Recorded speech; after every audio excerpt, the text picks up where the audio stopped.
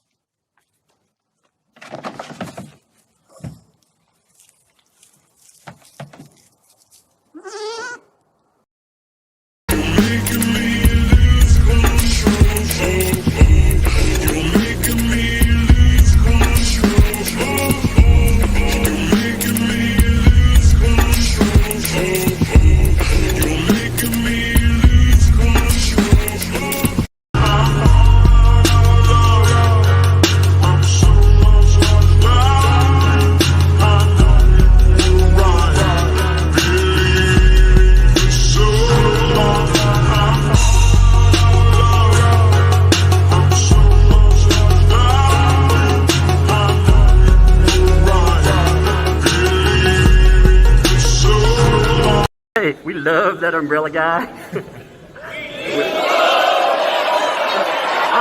All right. Thank you. Thank you. So shine bright tonight, you and I. We're beautiful like diamonds in the sky. Eye to eye, so alive. We're beautiful like diamonds in the sky. Shine bright like a diamond. You know what? I talk to your mayor. Under my umbrella.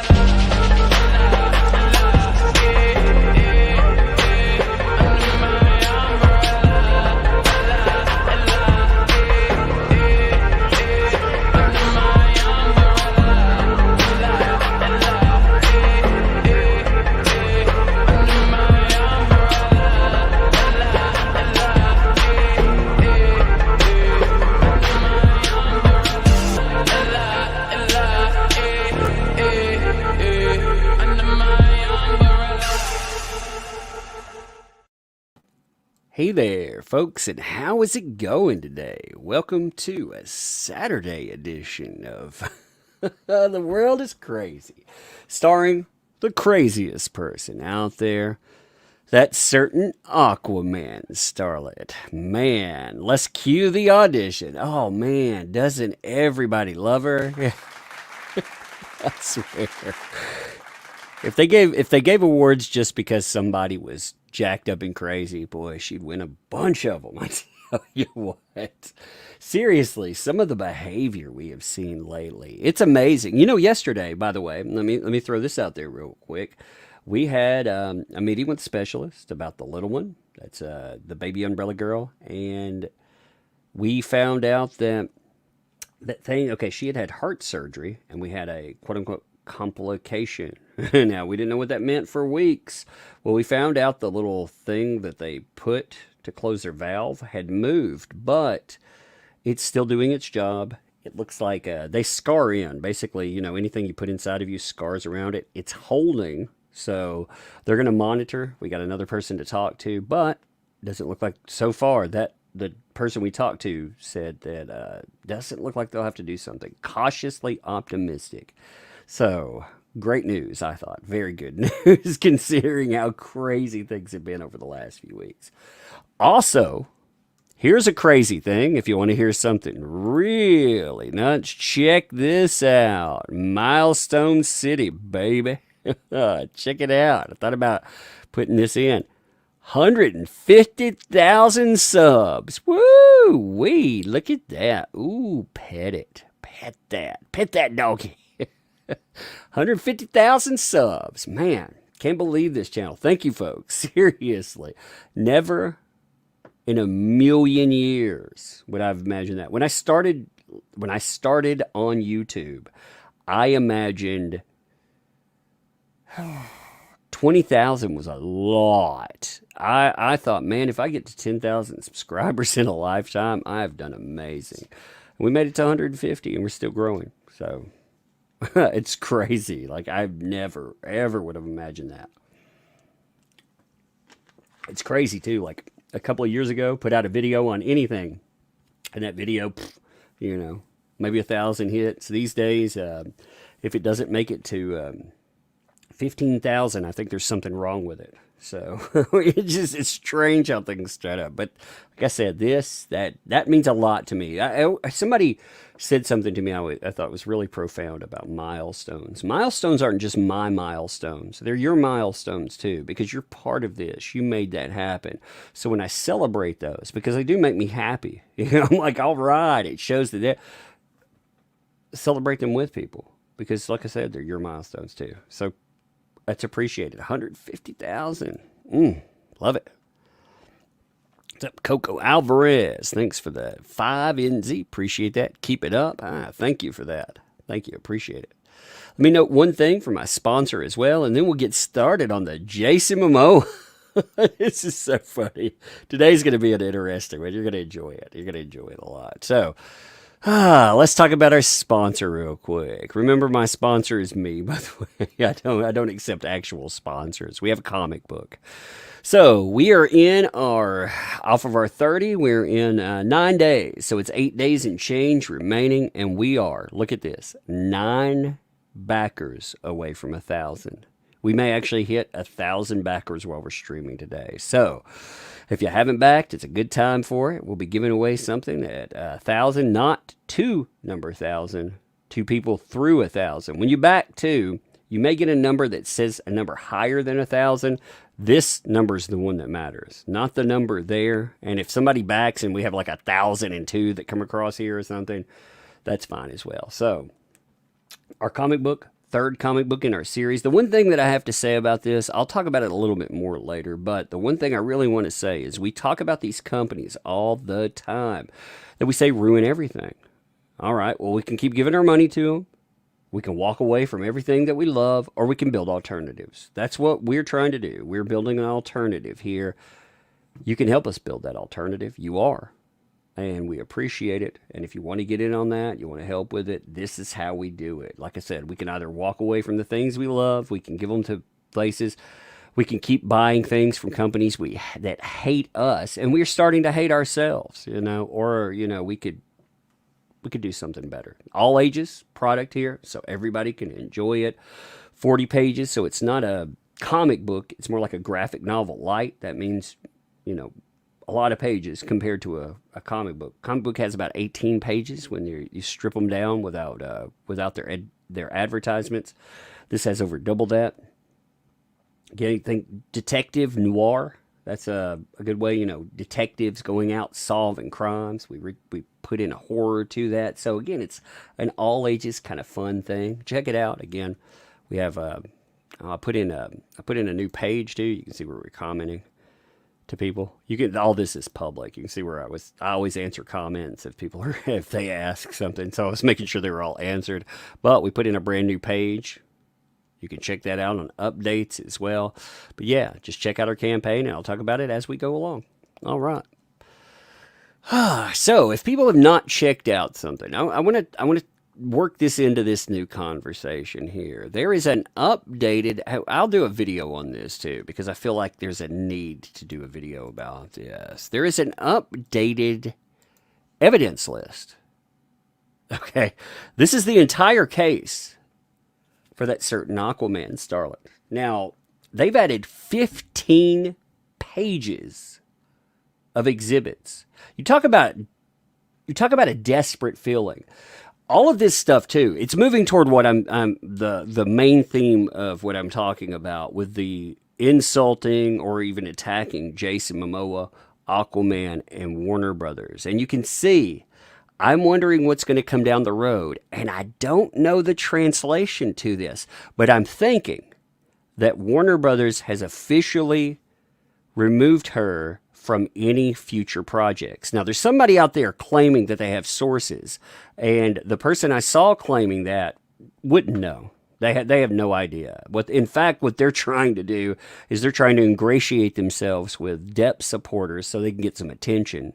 They have no idea. I know for a fact they don't know anything about Warner Brothers behind the scenes. I know they don't have any sources at all. But I've been hearing noise where something, and you can tell this has changed because of a few things that are going on, which I'm going to connect to this here. But it looks like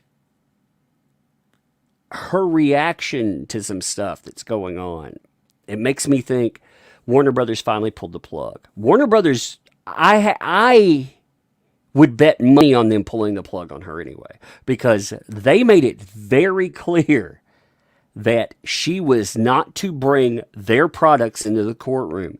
She brought Aquaman into the courtroom. She brought Jason Momoa into the courtroom. She brought Zack Snyder in the courtroom. She brought in James Wan in the courtroom. And because of all of her stupid here, they had to move. They ended up moving Fantastic Beasts to April 15th because it was going to be in the court. Then they found out they were going to have to testify. They moved it from April 15th to April 6th. Then all of the craziness popped off with Ezra Miller.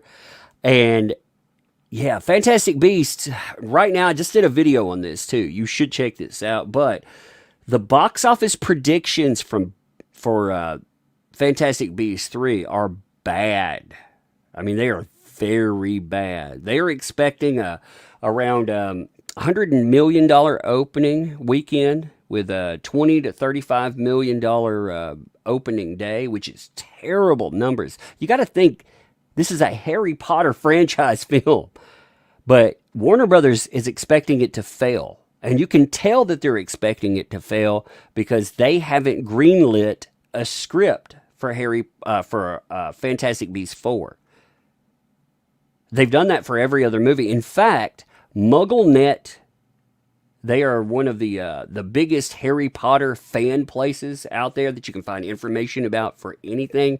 They were shocked by the fact that there wasn't a script for part 4 yet. And this was a news headline that popped off from the producer of the Harry Potter films and for the Fantastic Beasts films. He was doing an interview, and he himself said there wasn't a script yet. And again, there always have been scripts that have popped up. Just it's like they knew they always knew there were going to be new ones. So they have effectively killed that franchise. But Amber Heard is one of the reasons that the franchise is dead.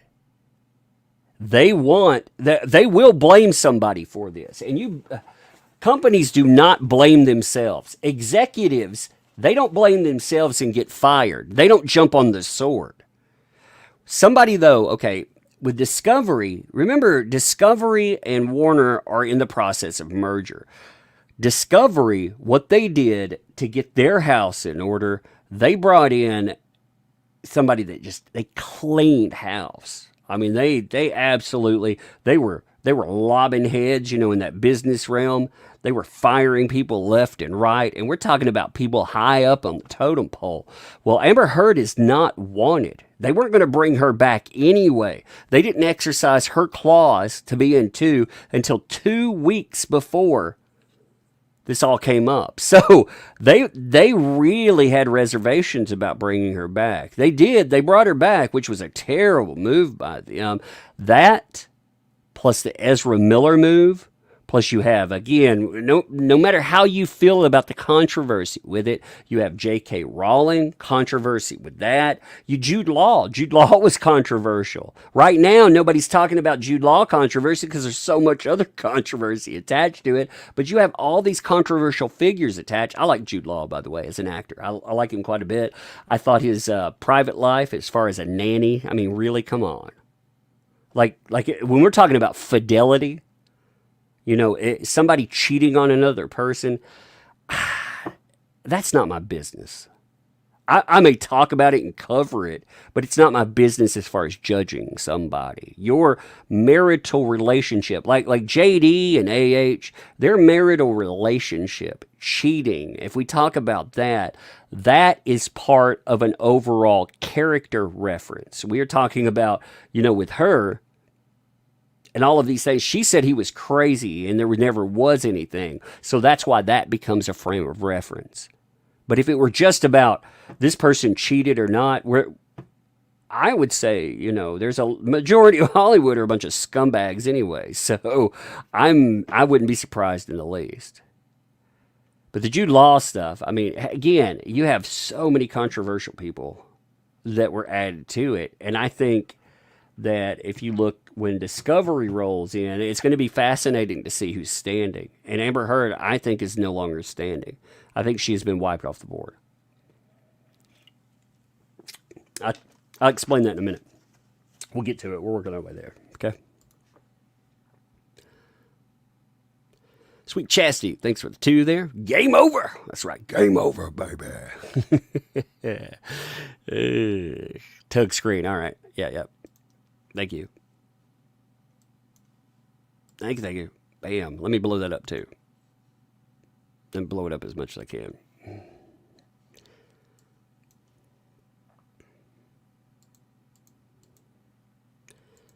There we go. Now we can see it from the moon. Man, it's almost hard for me to look at. It's so blown up on my screen to make it there. I mean, for real, I could see this thing from orbit. It's so big on my screen right now. Just to get it to there. I wish you could full screen, but they leave the border, the border enhancements. Okay, so her exhibit list, the idea is still the same. If you look at this, it's character assassination that you start out with. She's going to keep that reference. So you have pages of character assassination, just the same way before. I mean, read this. This is the way that this is going to play. It's going to be articles about, oh man, Fear and Loathing. He was such a mess up there. Oh man, look at and Fear and Loathing in Las Vegas. I love his portrayal there. I absolutely love his portrayal there. One day I have a funny story to attach to that, and one day maybe I'll be able to tell it live. One day we will tell a really awesome story with that. Maybe after trial, maybe we can talk about it. When all the dust clears, I've got a crazy, crazy story to tell you about that. Maybe one day.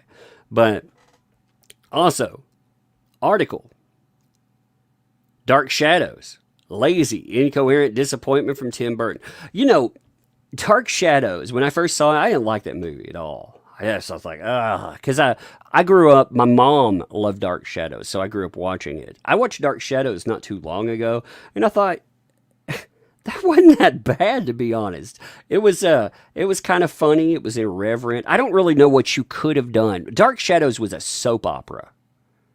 It was a freaking soap opera that my mom used to watch. It was a serialized show, but it was essentially a radio serialized show that was made for TV, and it pretty much was a horror soap opera. It had hundreds and hundreds of episodes, so I don't know how you could have made that. You could have made it a intentionally dark film if you wanted to, but some of the humor in that movie is actually pretty funny. I felt like they were lost at the end, with the werewolf girl and all of that. The way that they brought that in, it was just, they didn't know how they wanted to do that, but they were trying to shout out the old show. But I mean, the storyline, it wasn't bad. When I first watched it, like I said, I didn't like it because I watched Dark Shadows with my mom. It was something we used to do all the time, and I enjoyed that. But looking at it, I don't know how you would have made that a movie. And I thought Depp was funny in that movie. Regardless of whether you like it or not, he was funny in that movie as Barnabas Collins, brushing his teeth, taking out the freaking hippies. I mean, I thought that stuff was pretty funny. His role in that was actually really good. But anyway, so they're saying, it was a box office disappointment. Alice Through the Looking Glass has terrible reviews. His Tonto, was that an upgrade on a stereotype or just an updated stereotype? And you see how that goes. Here's the thing, though. When you look through all of this, and Heard actually proves it. Oh, you got Tusk as well. Which Tusk is an awful movie. If we're being honest about it, is a terrible movie. But if you're looking at this, what you'll notice is that you have pages of character assassination.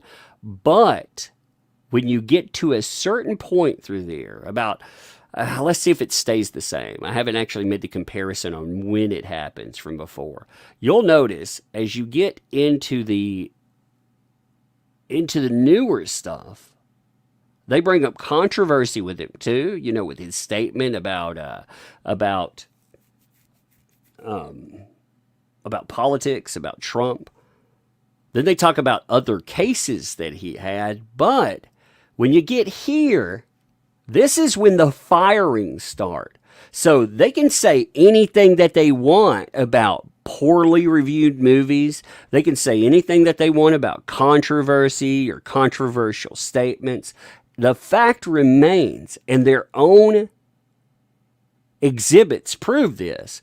When you look through here, you'll notice after those statements, that's when you go from Pirates is going to get a reboot from the Deadpool writers to, as you roll through here, you'll notice, it's not going to be good. It's getting even worse. They try to play it up, but here you are. Firings. This is when you get into it. And it's her. It's stuff that's caused by her. Like I said, you can tell that is a direct consequence of her actions. So what she tried to do is make character assassination, but what she points out on accident, still, it remains the same here. Again, even in this modified, all these modified editions, she still proves his case. What an idiot. What an idiot. I love it there. Christine, what's up? Thanks for the 5. I suspect AH was invited to resign, just as JD was. He bowed out gracefully, but she dug her heels in. It's not going to help her in the long run. I'm wondering, see... Oh, let me catch 2012 too, and I'll answer that. 2012, thanks for the 2 there. If AH was not rehired, Warner Brothers would be in court. Anyway, they would. But the thing would be, they would be in court for something different. Yes, they would be in court, but the perception of it would be different. You understand? Like if JD, or if they would have gotten rid of her too. I mean, just to be honest, if they would have played their court, here's the thing we've learned in the long run as well. We've also learned that, and I'm taking this from things that I've heard from sources. I'm also adding in speculation, and I'm taking public statements by JD. JD said that J.K. Rowling knew the truth, and that's why he stayed on Fantastic Beasts too. Now, to have that happen, as I've said many times, Warner Brothers would have had to know the truth too. That only makes sense, right? Because Warner Brothers, J.K. Rowling was a power player. She had to be convinced of his innocence of all those claims. Like, there's no way that J.K. Rowling, who is all about women's rights, would have ever gone to bat for him if she wasn't 110% convinced. But Warner Brothers had to be convinced in that too. Now, from my, again, speculation plus, I think that Adam Waldman, and I don't know who would have been in tow. When I say things from sources, I'm talking on the Warner Brothers side, some things that I've heard. I think that Adam Waldman met with J.K. Rowling and possibly with Warner Brothers too. I don't know how that went, but from sources out there, I get the feeling that Adam Waldman met with J.K. Rowling. I don't know Depp. I don't know his involvement. He probably was there too, probably to bridge that gap, I'm sure. And I don't know how Warner Brothers was met with. I don't know if J.K. Rowling went there or if they all. I'm not sure how that conversation went. What JD was punished for, they brought in Heard. They exercised again her clause 2 weeks before the end, before they needed to get her in the door. 2 weeks before, like, they were going to go out and start making a movie. Knowing that JD was fighting this, they knew. I think, again, this is just my speculation, I think they punished him because it could have damaged their. They didn't care if he was a victim. They don't give a damn about that. They don't care about his name either. They don't care about him losing a case. What they cared about was him having the audacity to possibly damage their big baby, Aquaman. Because Fantastic Beasts, I mean, it makes money, but to a point. That's why, in my opinion, I think that Warner Brothers went to the point that they pressured MGM not to release Minamata. I believe that they have tried to ruin him in Hollywood because he had the audacity to stand up for himself. And they don't like that because it could cost them money. Because at the end of the day, none of these companies actually believe her claims. He made a very good claim about, like Disney, for example. Disney, he's being called a wife beater. He has all of this stuff going on, but at the end of the day, they still sell action figures of him. You know, oh, buy your own wife beater. No, not even close. You know, it's not going to happen. They don't believe that. Oh, ride this ride. Take your photo with the wife beater. Of course, they're not going to advertise that. They don't believe that. And they know, even more importantly, they know that the public doesn't think that. Ruining him is something else. And it's not like she wants to play this out. See, she's right. Ruining him is more than her statements, but it's not because, oh, they need blood, or even if it was vendetta mixed in there, her statements were the catalyst for it. That's what makes her culpable. She opened the door with that bullshit and she made him fireable. It doesn't matter if they're wanting to get even with him for anything. She opened the door and you can see it. And her case, clear as day, lays that out. Now, she adds more photographs, more text in. Again, we'll look at all of that. But one thing that remains, I'm going to take this off screen so you don't see me thumbing down, because I hate watching people fly through pictures. I'm like, oh, that's terrible to watch. But one thing that remains here, in fact, there's a lot more to it, to be honest. When you look at these exhibits, it feels like there's more reference to Aquaman. There's more reference to Warner Brothers. And again, Warner Brothers did not want to be dragged into this. That was one thing she promised, was to keep them out of it. I mean, she made promises to these companies. Behind the scenes, she told them this wouldn't be such a big deal. And then, right after that, she brings them in. Her counterclaims are 100% about. They're still in those, too. They are still attached to the counterclaim statements. If you look at them, they're absolutely 100% still attached to the counterclaims. And like I said, they don't want to be attached to this case at all because it is bad for them. You know, they would be attached to it with records, like 2012 said. You can't avoid that. They're going to be attached in some way. But they're not attached as a good guy in here. They're not attached as a neutral party. Like there's some parties, if you bring those parties in, they're forgiven for whatever they did because you know that they weren't part of this nonsense. But Warner Brothers definitely was. And moreover, the Warner Brothers statements, when she brought them in, Warner Brothers didn't say anything about all of this at first. Warner Brothers actually kept their mouth shut. And when Warner Brothers kept their mouth shut, they let JD pay publicly. You know, that says plenty. I'm pulling up the counterclaim statement. Because, again, anybody that's not familiar, if you are familiar with the case, remember this case is going to...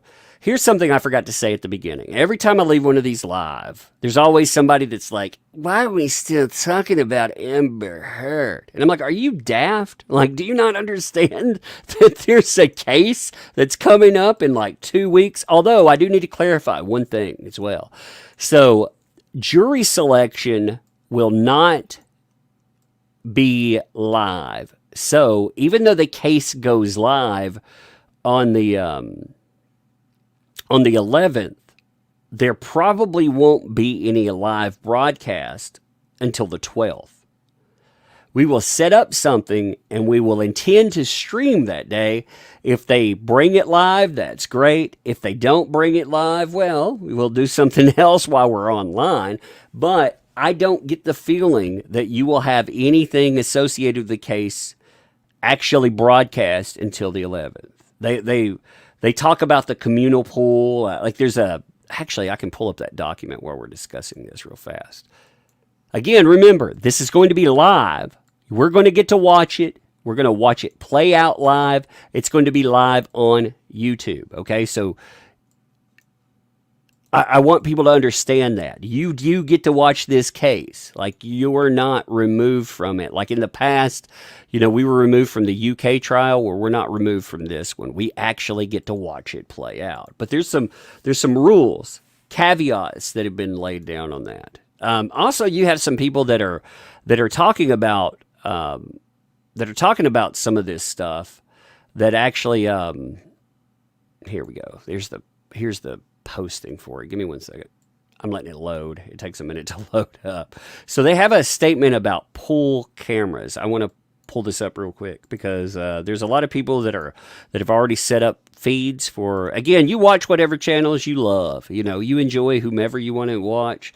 I will cover what I can cover live for sure, just because I want to. And I know some people are saying, "Hey, I want to watch it without any commentary." Good luck finding a non-commentary place. I will comment. I'll try to make sure we can hear everything that's going on, but there are a lot of lulls in cases. There are a lot of little boring parts. So, when we're watching the feed on that. Nobody can shut you down either. Court TV, for example, has been talking about how they're going to have it, but Court TV is biased as hell. Nobody should watch it with them. But here's the discussion about pool cameras. About what's going to go on. They tell you, this trial, it'll start at 10 a.m. each day, runs Monday through Thursday. I need to make sure that the time zone on that.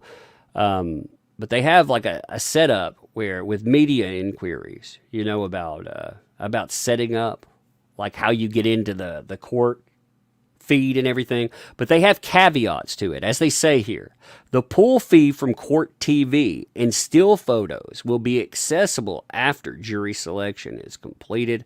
This doesn't mean Court TV like the channel. This means the Court TV setup, their internal TV, will be completed likely beginning April 12th, 2022. So they're telling you, we're going to have it after jury selection, so most likely you won't get anything attached at all until then. Just to make that very clear. All right, let's go back to our evidence here. Now, like I said, the stuff with Jason Momoa, all right, all of that hails from evidence. There's a few things that have gone on here, and I think it all goes back to available evidence. I think something happened. Like if you look at this, if you go back and you compare, I think there are more references that have been added to Aquaman. And again, Warner Brothers, either one of two things either happened. You either had her decide to just for being vindictive, to win, to try to destroy his life, she's been willing to torch her career, torch every option. Disney, for example, Disney made this very clear. They said, we were 100% cooperating with her. It couldn't happen to nicer companies, by the way. Screw all these companies. But Disney said, we were 100% cooperating. We turned all of this information over. And at the end of the day, you know what happened to us? We got the old bait and switch. She told us she needed limited production to prove that that she wasn't responsible for firing. Her statement didn't lead to anything. We gave her limited scope. She said, nope, that's not enough. After firing some of her lawyers, New lawyers came in and said, we want everything. They said, we can't sign off and say that. And you know what she did? She threatened to sue them. She threatened them for sanctions if they didn't do it. There goes your career opportunities down the window. So all those places that are talking about, there's still places that say, oh, Marvel, like we got this covered. They're like, oh, Marvel's going to hire her. Hell no, they're not going to hire her. They're never going to bring her in. Oh, they're going to get her for a Disney princess. Hell no, that'll never happen. Mark my words, that's not going to happen. I mean, Disney. Remember what I was telling you about Warner Brothers and vindictiveness, about shutting down MGM and whatnot? These companies will wreck you. They will ruin you if they feel slighted because they're nasty about that stuff, because they can. It doesn't matter if if they'll do it to JD made them billions of dollars. You think if they'll ruin him, that some nobody, and let's be very honest, Amber Heard is a nobody in Hollywood. She's been in some movies, yes, but how did she get in those movies? She got in them because she was younger. People thought she was prettier. You know, she's again, you can say this is unfair or not, but Hollywood beauty standards, you know how they are. She doesn't contort to that anymore. She's gotten, she's hit that wall as far as age is concerned. You have to start being dignified, and you have to be somebody that people like to work with. So she's no longer considered beautiful by their standards. Now you have to be considered something else, dignified, easy to work with. And people behind the scenes say that she is horrible to work with. There are plenty of articles out there. In fact, before these accusations came out, the media used to have the stones to call her out on it. Me Too changed the landscape of media coverage as well. Used to media, at least tabloids, if nothing else, they had the stones covered. Did you know, here's something, if you look through all of the evidence from the trial, did you realize that TMZ would not take body cam footage? They didn't put it up there. Like apparently, if you look at everything else they've put out or they've offered, something changed in their rank and file. And the same place that would cover you eating bagels on the side of the road as a celebrity wouldn't publish some of the most salacious stuff we've ever seen. That's amazing, isn't it? What's up? Eye of the Beholder. Thank you for the membership and welcome to Tugs Thugs. Hey, you want to hear something funny, by the way? Eye of the Beholder. So, beholders, like in Dungeons & Dragons, the toy beholder. My 2-year-old found a toy Dungeons & Dragons beholder. If you don't know what I'm talking about, it's like a monster with a bunch of eye stalks, right? My daughter found one when we were at the comic shop. They sell gaming and stuff. And she liked it. She kept playing with it. And she was like, Dad. She wanted it. So I was like, all right, I don't care. It's a monster. I like monsters. My kids like monsters because I like monsters. She named it Shrek. And she runs around with it all the time for some reason. So I thought that was funny. Your name reminded me of that. She runs around with a little beholder toy named Shrek. She was reading to it and cleaning its teeth this morning. But M. Neeson, thank you for the membership and welcome to Tugs Thugs. Thank you for that. Thank you, both of you. Your name comes from there. I love beholders. My favorite monster. One day I'll talk about, maybe at the end of the stream, if you remind me, I'll talk about beholders because I absolutely love beholders. I do. Oh, man, the first time we ran into them with a party, they savaged our party. I love them, too. But anyway, if you look at all of these items here, you'll notice a lot of Aquaman. Again, got to remember, Warner did not want their name brought up. Every company that you work with, they're in there. I mean, you have L'Oreal, you have everything. She has put everything in there because if she loses this case, she's done. She's also taking more shots. I firmly believe the IMDb page reference, that is a reference to myself and other YouTubers because people have put in IMDb searches. If we've used Amber Heard, we pop up with her name.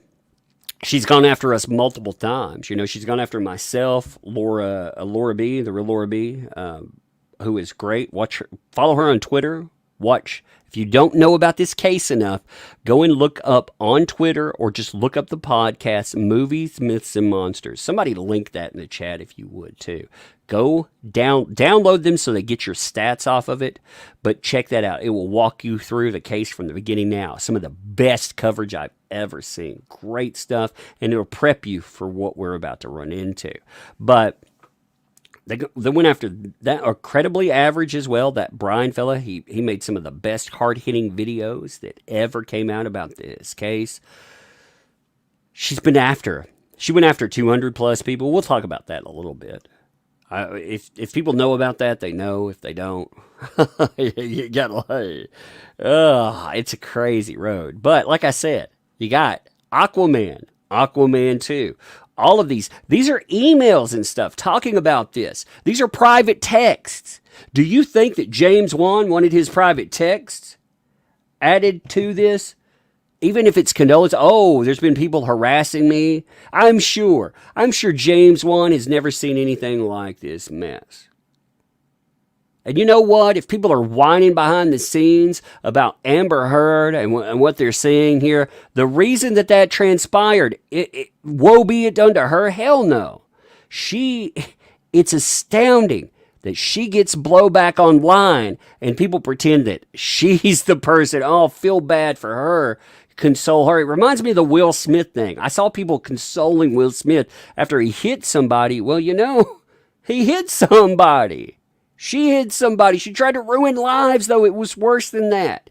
You wouldn't, if somebody was involved in a hit and run, you wouldn't go up and hug them and say, poor person. It's terrible that people don't like you anymore. You go out and you scream rape. You try to leverage someone. You try to leverage them to Congress. You know what's going to happen? If they have, she took Depp and she almost buried him. And the only reason that people about faced is because he spent millions to go into the courtroom to put out evidence. And he made sure that evidence made it into the public profile too. He has fought tooth and nail to make sure that you and I can watch this trial. So when she's out there screaming about victimhood and shit, it doesn't fly. These people, they need consequences. And I'm tired of pretending that I'm tired of society pretending that people that throw around false accusations, they don't deserve to be punished. I'm not saying punish people because they say something happened to them. I'm saying punish somebody when they leverage another person's life and they try to ruin it because they are victimizers. That is the only way we stop this. You have to punish them. So, you know that's what these texts are. You know how this stuff is going to play. I will bet money on the way that this comes up. But you know, too, James Wan didn't want his texts out there. James Wan probably showed some sympathy or empathy to this horrible person, and his text got dumped into this case. You know why? Because she did this to everyone else, too. Every single person that has ever had an association with her, she has burned them because she's vindictive. Because she knows if she loses this, too, it's a mixture. She's a vindictive person that needs to win, and now it's gotten to the point, if she doesn't win this, if she loses this case, she's done. She has leveraged everything on this outcome, and she may not have a career afterwards anyway. She can leverage a victory, though, and force places into saying, oh, they won't hire the DV survivor. See, that's the way it'll be pushed. You notice, by the way, the media, they don't know what to do anymore. They're so confused, and I love it. I love it. Hey, what's up? AV2U, thanks for the 2 there. Tug, Ghost Bunny is a new member. Oh, did I miss a new member? Thank you for that. I thought I saw a membership come in early today. If I missed you, Ghost Bunny, there, I'll say membership to you there. And like I said, I'm I apologize for missing you. Ghost Bunny, welcome and thank you for the membership. And welcome to Tugs Thugs. I appreciate members too. I like to say that. So I'm glad you said that. Johnny's Girl, thanks for the two. I never thought she was beautiful. Now she's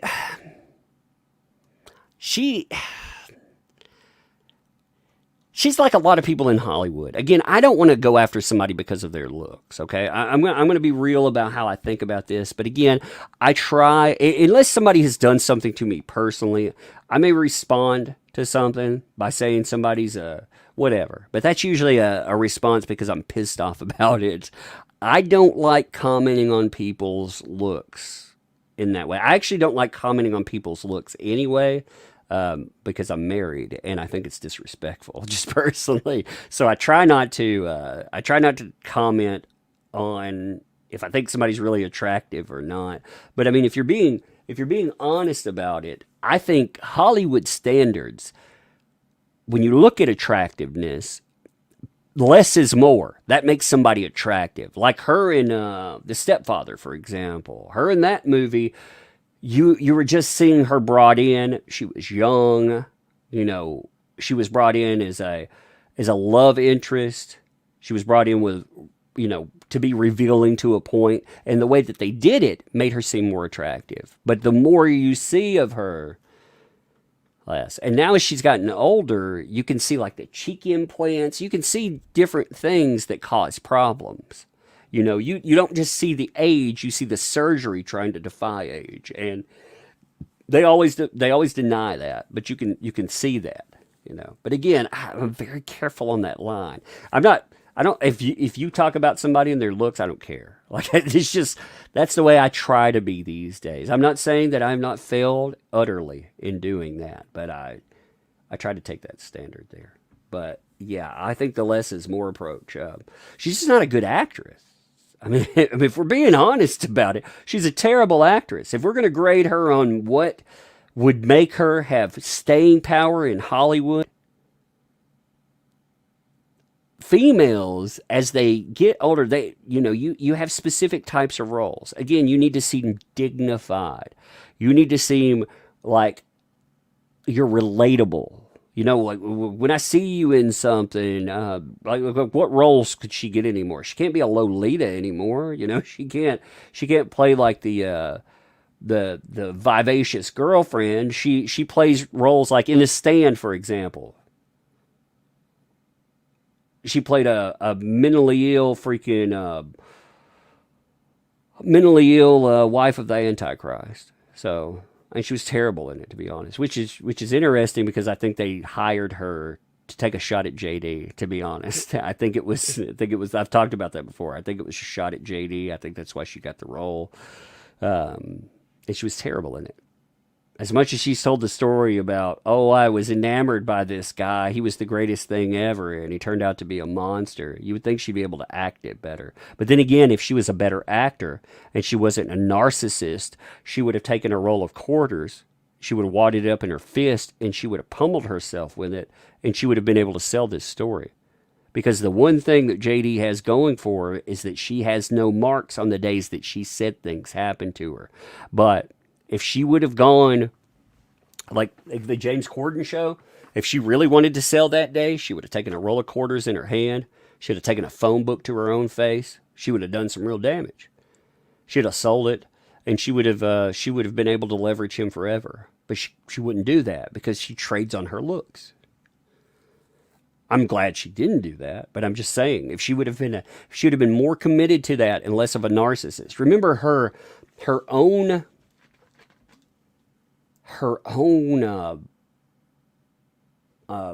God, what was Kate James? It was assistant, but she had another name, and I can't remember what they call it. She was calling herself. It wasn't just an assistant; it's something else. I'll just call her assistant, though. Her ex-assistant said that she would call in tabloids. She would call in the paparazzi, and basically, her and her sister would get photographed going to the store. That's how they knew they were there. You still see that behavior. How do you think Eve Barlow and and Amber Heard are photographed together all the time. I mean, that's how that happens. They call it in, you know. So anyway, you see James Wan. You see all these names that should not be in these documents. Text from Amber Heard to Jason Momoa. Do you think that Jason Momoa, with all the crap going on in his life right now, wants Amber Heard adding him in there? Hell no. It's already assumed too that these two had something going on behind the scenes. There are a lot of people that said that there was something going on. Again, that is all rumor and speculation. But this just adds to that. And do you think Jason Momoa going through a breakup, having all of that stuff, he said it's hard to go through this publicly. Do you think that he wants his text messages attached to this mess? This farce? Because, I mean, this is going to be a spectacle. This is going to have Rocket Man's going to be attached to it.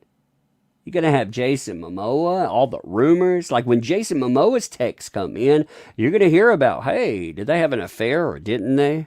And again, I think there's some circumstantial evidence, you know, that really get you wondering about that. You think the $7 million went to surgery? No. I think the $7 million went to doing whatever.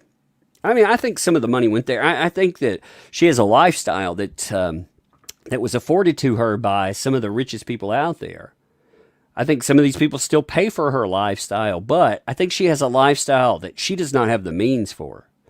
She lives way outside her means. If you look at her travel through the world and stuff, you know, that we've seen lately, that $7 million, we certainly know it didn't go to charity like it was supposed to.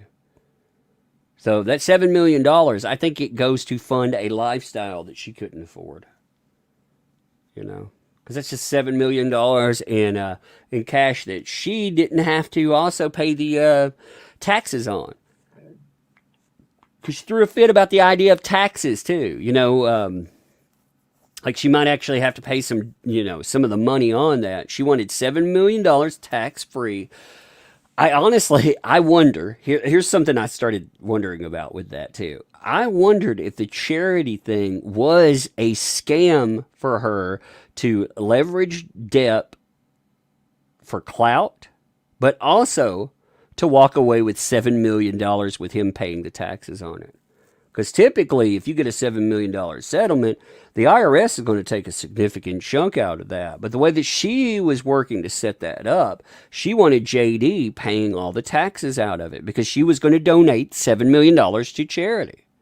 She threw a fit about the tax idea. So she wanted him taking the tax hit too.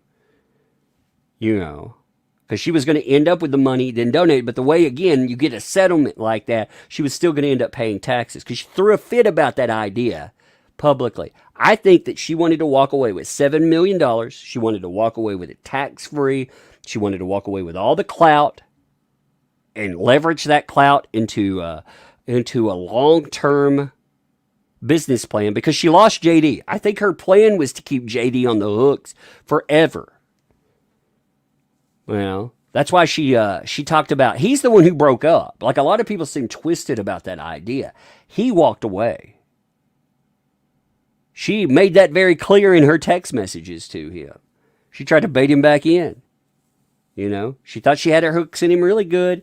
She, after the temporary restraining order, 2 months after the fact, she still tried to get him to come back. He turned her down for sex. He was like, basically keep that away from me. And, he was talking, she wants, one of the people that she's gone after heavily in this case that she wants removed, and I talked about this in another live stream, is Christian Carano. Christian Carano was talking to both parties in this. You know, he's a PR guy. You know, he's somebody that worked with JD for the longest time. He was married to, what's her name? I can't, the musician, the odd one. I know there's a lot of, I can't think of her name. Somebody remind me in the chat. But he can tell the entire story to that. He had all the text messages of what happened. And Lady Gaga, thank you. Yeah, he was married to Lady Gaga. So he was somebody, that was connected enough into Hollywood that he was married into Hollywood. I mean, again, this guy had connection. He knew everybody. And JD was confiding to him, but so was she. And she talked about loving him, wanting to get back with him. It was a mistake to leave. They also talked about how she basically convinced him to meet up again for something right after she said that she was scared for her life. So she wants to keep all of that out, because he left. Again, that was the plan there. But, I mean, look, again, Zack Schneider. I mean, this is what you see here is individuals that don't want to be involved in this. You see Jason Momoa, again, his name, Zack Schneider. So anyway, over the last few days, you've had an interesting development. And this tells you something big has happened here. And I take it as an insult or an attack because I think, this is just my speculation, I think that she's been canned and I think she knows it. I also think that Jason Momoa probably said something about this stuff because Jason Momoa strikes me as the type of person that would be like, yo, why don't you keep my name out of your mouth like this? This is bad for my reputation. She started unfollowing people on Instagram. She's unfollowed people that were witnesses in the case. She's unfollowed people that were supposedly her friends, people that took up the narrative and were co-conspirators. She unfollowed a bunch of them when they started coming up with angles on the case that she didn't like. Well, now she's unfollowed Jason Momoa. That's crazy when you think about it. Again, the biggest movie out there. What is her claim to fame? Aquaman. Well, it was. Actually, her claim to fame was JD and then all of her accusations. But what is her movie claim to fame? Aquaman. Why does she have a claim to fame with Aquaman? Because she stood side by side with Jason Momoa. There's always been this sales ploy that Jason Momoa and her, they are two peas in a pod, right? So why is it that she decided to drop him like a bad habit? And why is it that it's happened right after all this stuff has come out? Not only that, she unfollowed Aquaman as well. The movie she's going to be in. Like, how does that happen? I mean, like when you look at the pieces to the puzzle, it sounds like even if she goes back and says, oh my God, I got to follow this stuff back. Everybody has been talking about this for the last few days because it happened. It very much did happen. That tells you something major went on. And even if she tries to maintain deniability, that was an accident. I pushed the wrong button. I was hacked. I mean, something will probably get dropped for that. What that is a reaction to something that happened out of anger. She reacted volatilely towards something because that's the kind of person she is. She's vindictive. She's impulsive. She doesn't think things through long term. Like if you insult me online, I remember stuff. If you insult or you do something terrible, if it's small, who cares? But if you really did something to me, I don't know if any of you guys have ever watched The Borgias, but the Borgias has some great quotes. It's a good show, actually, but it has some great quotes. And they talk about revenge a lot. True revenge can last a lifetime. And the people, again, if you want revenge, you keep them close. You never let them see it coming. You play that out just like it's nothing. She doesn't understand that. She never has because she's impulsive. You can read her just like you can read her so easily. Like I've run into people in therapy as a mental health practitioner that are very hard to read. And I've read into people with these days, I hate how mental health works like this too. If you look at her, she will probably have a diagnosis.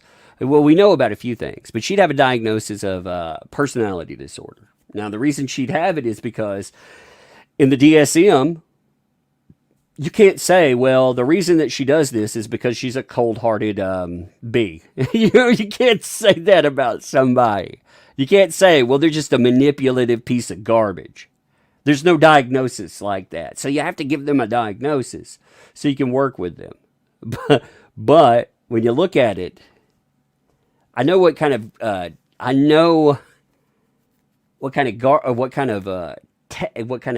diagnosis that they would give. I know what I've seen there, and I know what it says between the lines. Like when I see a discussion about her coping skills and her lack of coping skills, that means that she has anger problems. There's a story that was told by one of the therapists. Again, I'm narrowing this down, putting in my own words, but she was out to eat, I think, and she basically must have gone off on one of the wait staff there. The way that she reacted, they were talking about her lack of coping skills. Now, remember, a coping skill, when the therapist mentioned that, is a positive way of handling something. Anything you do helps you cope. Like if I walk over and I'm mad and I punch this wall in front of me, that's a coping skill. That helps me not be mad, but it's a negative thing because, well, punching the wall is not good for me. It's not good for anything, right? I break my hand, I break something. That's a negative way of handling it. Having outbursts, again, that's a coping method. That's how you get rid of your anger, but it's a negative way because it has, you can't positively function in society doing that. That's what she's doing. She lacks coping skills. So they're saying she has outbursts. She's crazy like that. And then when you listen to some of the other stuff that is thrown in there, you can see it too. Like when the nurses and Dr. Kipper are talking about her. Dr. Kipper said at one time she needed to be sedated. She's crazy. She was saying things like, she actually wants, so here's something else I mentioned in the title here. One of the things that she wants removed from this case, I have a video ready for this too, but the video, luckily, I still haven't gotten out of the throttling stage. It's still setting, waiting for approval, so we'll see. I'll drop it when it comes up. But one of the things that she wants removed from this, one of the things that makes her look real bad, for example, are the knife texts. I don't know how many of you have seen or not seen them, but we're going to look at them anyhow. I mean, this tells you her main thing in going through this entire mess. Give me 1 second, I'm pulling these up. Her main thing going through has been to say that everything that JD ever did, it was 100% a threat. There was no humor. There's no blowing off steam. Everything is real. So she has a little problem here. She has a text where she basically talks about murdering Johnny Depp. That's what this is. She's talking about murdering him with a knife. You can tell from this text that this is a conversation that's happened before because of familiarity in it. She wants this removed. She does not want this in the case at all. She's tried to remove anything that's negative. But listen to this. I mean, this tells you what kind of person you're dealing with. Because, again, they got to craft narratives. At the same time, I think there's more to this. I don't think this is humor. I want you to remember, she's been telling the people that she's closest to, Raquel Pennington, Josh Drew, they are either knowing co-conspirators in a lie, or they're co-conspirators maybe after the fact. But she was telling them, according to them in depositions, that she was being abused for years, right? So when you read this, remember, if I'm talking about bringing a knife to something, just remember that in its context. If I've been telling people that, again, a guy is beating me, it doesn't sound like they think that, but at the same time, if that's just a cover story, maybe that was the entire point. Document it, kill him, make hundreds of millions of dollars. Until he lost his money. Maybe keep him around for clout. I mean, you don't really know how these people work. They're really dumb, too. Like, again, they left glaring holes in their case because they're a bunch of morons. If they were smart, they would have buried this man. Thankfully, they weren't smart because they would have destroyed his life. But they thought they were smart. And they're the kind of think you're smart that you see on shows on Lifetime Network where somebody tries to kill another person and get away with a murder and gets caught. That's the kind of smart that they are, in my opinion. So look at this text message. This is it involves 3 people, but it's a text message between 2. It's a text message between Heard. You can see how many messages that she has. She's participant 0. And participant 1, Josh Drew. If you don't know who Josh Drew is, by the way, you need to know these names because, again, this is good stuff to cover anyhow because we're going to have our trial come up the 11th. Again, we'll probably get coverage on the 12th. Josh Drew is one of the people that took most of the pictures there. Josh Drew was then the fiance of Amber Heard's best friend, Raquel Pennington, or Rocky, or Rock, they're going to refer to her. They freeloaded off of Johnny Depp. So behind Johnny Depp's back, the people he was paying for their lifestyles are talking about stabbing him to death. Well, he pays for their bills. They live lavishly. If you look at the pictures of those places they were living in, look up the Eastern Columbia building, they were living fat. And he's paying for the food, the alcohol. He's paying for the utilities. They're going out selling beads at the fucking flea market.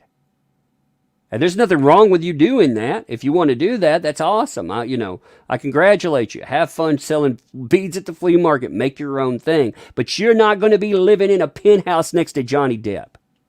That's just reality. And they're living in a penthouse there, and the way they repay that is by talking about murdering the man. It just drives me nuts. Drives me nuts. Anyway, let me get a drink. Listen to this conversation. This is in 2015, by the way. This is right in the height of, we've had, what have we had? We've had at least, 11 incidents that have come up by now that she's going to allege in the courtroom. So, hey lady, this is Josh. Hey lady. I'm going to make us some dinner when I get back from the airport. You or JD interested in joining us? Duh. Get the fuck out of here. That's awesome. No problem. We'll bring it over when ready. Now, you can tell that their relationship is not how Heard paints it by the way that these 2 statements come across. First of all, but JD, he's getting my tattoo tonight at the house. JD is getting my tattoo. So this is when he gets tattooed with very infamous tattoo, I'm going to say. And this tells you that he's enamored with her. That's the problem with falling in love with a monster, right? You don't know what they're doing behind the scenes. Now listen to this next part here. 930 would be prefect. Prefect. 930 would be prefect. That's how it's spelled, by the way. Because it gives Jay and I time to talk. Now listen to this part right here. Otherwise, know me as threatening his life if he misbehaves while I'm gone.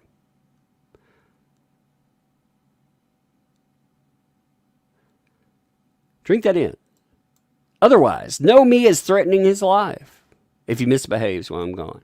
Does that sound like, now her whole defense is predicated on this notion that he cut her off and isolated her from the world. She was just this poor freaking Texas rube. I can say that. I'm a Tennessean, so, out here in the South, I'm not making fun of anybody from Texas, but I'm this poor little Southern girl. I'm just from I would call you the Midwest. I'm from the Midwest. I'm a poor Texas rube, and he got me in here because I'm pretty and naive, and he maybe locked me up in this big, bad, terrible life. Reality is, though, they're inviting friends over. The friends that they're inviting over are her friends. These aren't his friends. These are people she knows. He pays for their lifestyle. They live right across the hallway. But that's part of her You'll see that play out live. She's going to say that he isolated her. He wouldn't let her drive. He wouldn't let her do this or that. And the reality is, she's like, Nomi is threatening his life if he misbehaves while I'm gone. Now, again, if you're looking at that and saying, she's just joking. Remember, she said no jokes. Everything JD ever said was not a joke. The Paul Bettany texts, those things are real. He was talking about burning me alive. He was going to kill me. All right, well, she's talking about murdering him there. Now it gets even more interesting. It tells you this conversation isn't the first time they've had it. I think 9:30ish. Here's Josh. I think 9:30ish for the dinner probs. That's probs right there. We'll keep an eye on him too. So again, somebody that's running around doing whatever he wants. Yeah, her friends are watching him. I'm picking her up around 8 or so. He's talking about the fiance. So Jay and I have to have a little talk tonight when we get home. Probably till like 8, and then we're cool. Rock, that's again Rocky Pennington, the fiance, gets in at 9:30, right? You guys want to come over after that and hang and eat and drink. Perfect. All right, then you get into your conversation about stabbing him to death, murdering him. And I've been thinking about this recently, and I think I've looked at this wrong all the time. First of all, this is a conversation they've had before. How do I know that? Because they use words that they're not descriptors, like them. You don't find out what them is until right here. But they're already talking about them. Them, by the way, are knives. So they're talking about bringing knives to the conversation. When they're using them and they don't describe what they are, that means they've already had this conversation before. Now, I always looked at this before, like this. You see the timestamps on it. I always looked at this like it was a response to that, but I don't think it is. I actually think all of this, because you notice it's all coming through at the same time. You have your timestamps. You have a response, like I said. I think that this is part of that, and then you get a response to this. So I actually think all of this is one stream of typing. Okay, because listen to this. I'll bring them just in case. Again, no descriptor, them. Good man. Haha, so pretty. Oh no, that'd be far too easy. I guess I could reconsider. If you read that just as a line, well, she's like, well, I could murder him. I could murder him. Now, you can read it another way. You can be like, haha, blah, blah, blah, blah, blah. Oh, Amber, you don't use it. You just show them to him. I guess I could reconsider. That doesn't make sense in the line here. Because, when you think about that, does that sound right to you? I think she's saying, well, I could murder him, but, that's too easy to murder him that way. Well, maybe I could. Maybe I could. I don't think that's a response here. I think, like I said, I think that's, because again, timestamps, they're just pop, pop, pop, pop, pop, pop. It's all coming out. And her response, again, it's not a response here. You see this as a response to that. So anyway, she responds to the picture that comes through. And the picture that comes through, again, she wants all of this removed from the courtroom, is this. This is what they're talking about bringing to a conversation. Again, did you see anything? She wants to have conversations about him, going out, doing something. She wants this removed from the courtroom. She wants this removed from the exhibits that he's going to bring in, because this does not look good for her. It defeats her entire narrative, first of all, that every single thing can't be humor. Because if this can't be humor, if we go with the idea, either the Paul Bettany texts are true and they were really talking about drowning and burning her to death, or they're comedy, or he's blowing off steam. If they're all true, though, then this is real.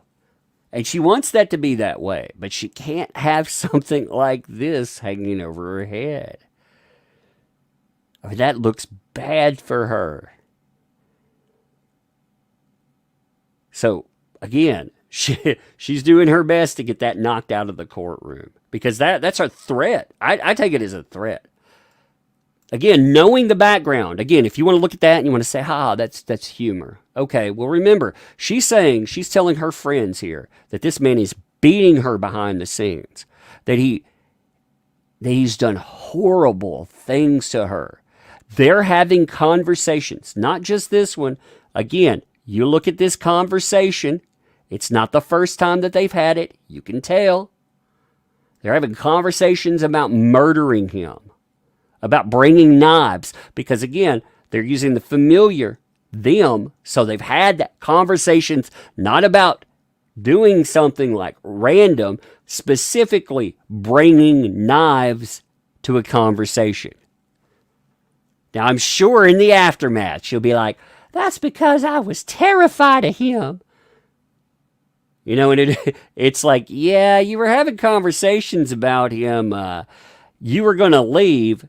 You're a jealous monster who was also sleeping with Elon Musk and many other persons, apparently, and talking about murdering him the whole time. Anyway, I thought that was something to see in there. The Fat Man, what's up? Thanks for the 5. Tug, we got to talk about your book. I'm broke and I get paid 2 days after you close the book. Sorry, can you make your campaign a little longer? I'll think about it. I'm going to get to the 30 days. We'll do our countdown and I'll think about it. I'm going to lose 5 days out of my campaign for kid, and I can extend 30 days, but I'm not going to, I don't know, man. I'll think about it as we get there. I'll make a decision on that. I want to end a lot quicker than we did last time, but considering we lost 5 days with health problems for the kiddo, I don't know. I'll think about it. Okay, I appreciate your comment there too, and thank you for checking it out, one to back. I will definitely take it under consideration. Yeah, the picture makes it a lot worse, doesn't it? It does. All right, so the evidence that she has, again, there's a lot of, 1,200 of you. Thank you all for showing up and listening to me talk about this. This case is going to be crazy. I'm telling you, I've been researching this case for a year and a half. I'm not by far, I am not going to say that I'm the most versed person on this. Laura B is a beast. I did an interview with her. It is on my channel. I left it up. I usually don't leave live streams up. I'll leave this one up too if you want to check it out. But, you know, live streams are not monetized either. You know, YouTube does not let me monetize live streams. So if you want to check out things, comic link, we'll talk about it in a few minutes, but not right this second. I want to, actually, let me go back to the evidence. I want to show you the new evidence that's come in, like what she's going to make her case out of. All right. We already talked about 10 pages out of it, but remember, she has 85 pages of items. You know why she has 85 pages, by the way? Because she doesn't have a strong case.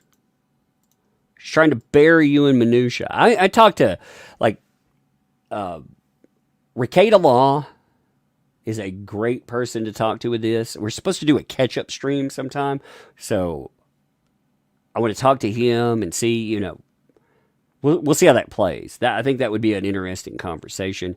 I talked to Legal Bites the other day. She's been catching up on this case. I thought that was a good conversation. She's been talking to a lot of people.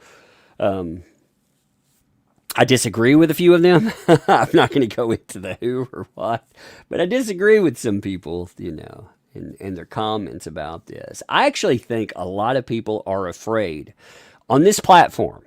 I think a lot of men are afraid to stand up. I think women are more likely to stand up than men normally, but I think a lot of men are afraid to stand up and say that male domestic abuse survivors are treated like garbage, and that men have problems that are unique to men, just like women have problems that are unique to women, and that false accusations are a plague on men's lives.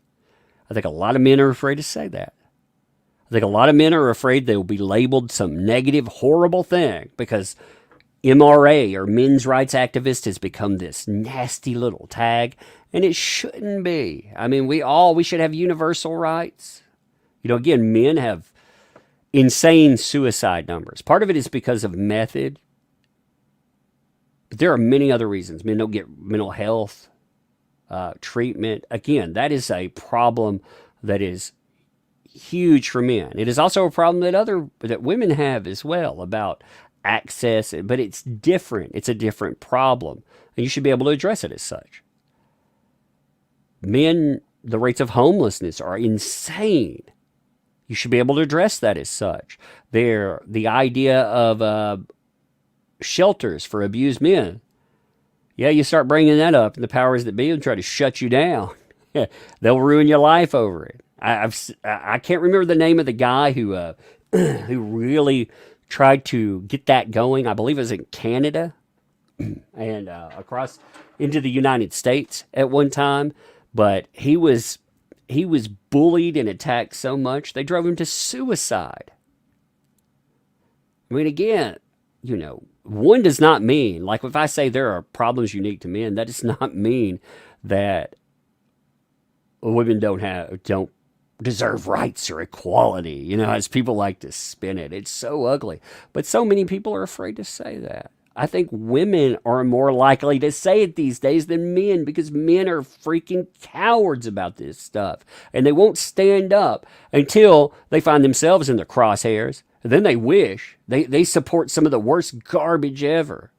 Like, women understand. Here's the thing. I think more and more women are speaking out on the idea that listen and believe is garbage. These cases, they wake people up to the fact that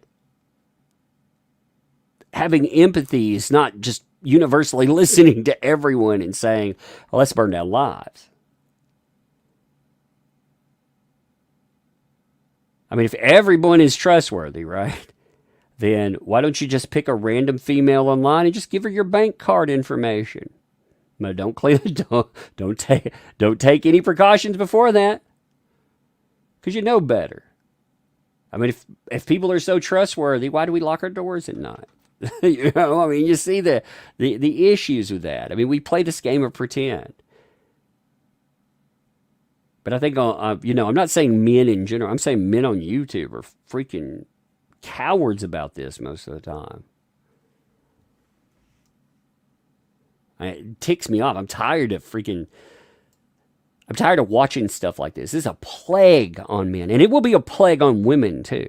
You think the Amber Heard's alive? Amber Heard is bisexual. She's attracted to two things. She's attracted to women, and she's attracted to your wallet. She found a lot of fat wallets on the male side, but really she likes women. And if you think she'd do this to a man, she'd definitely do it to a woman.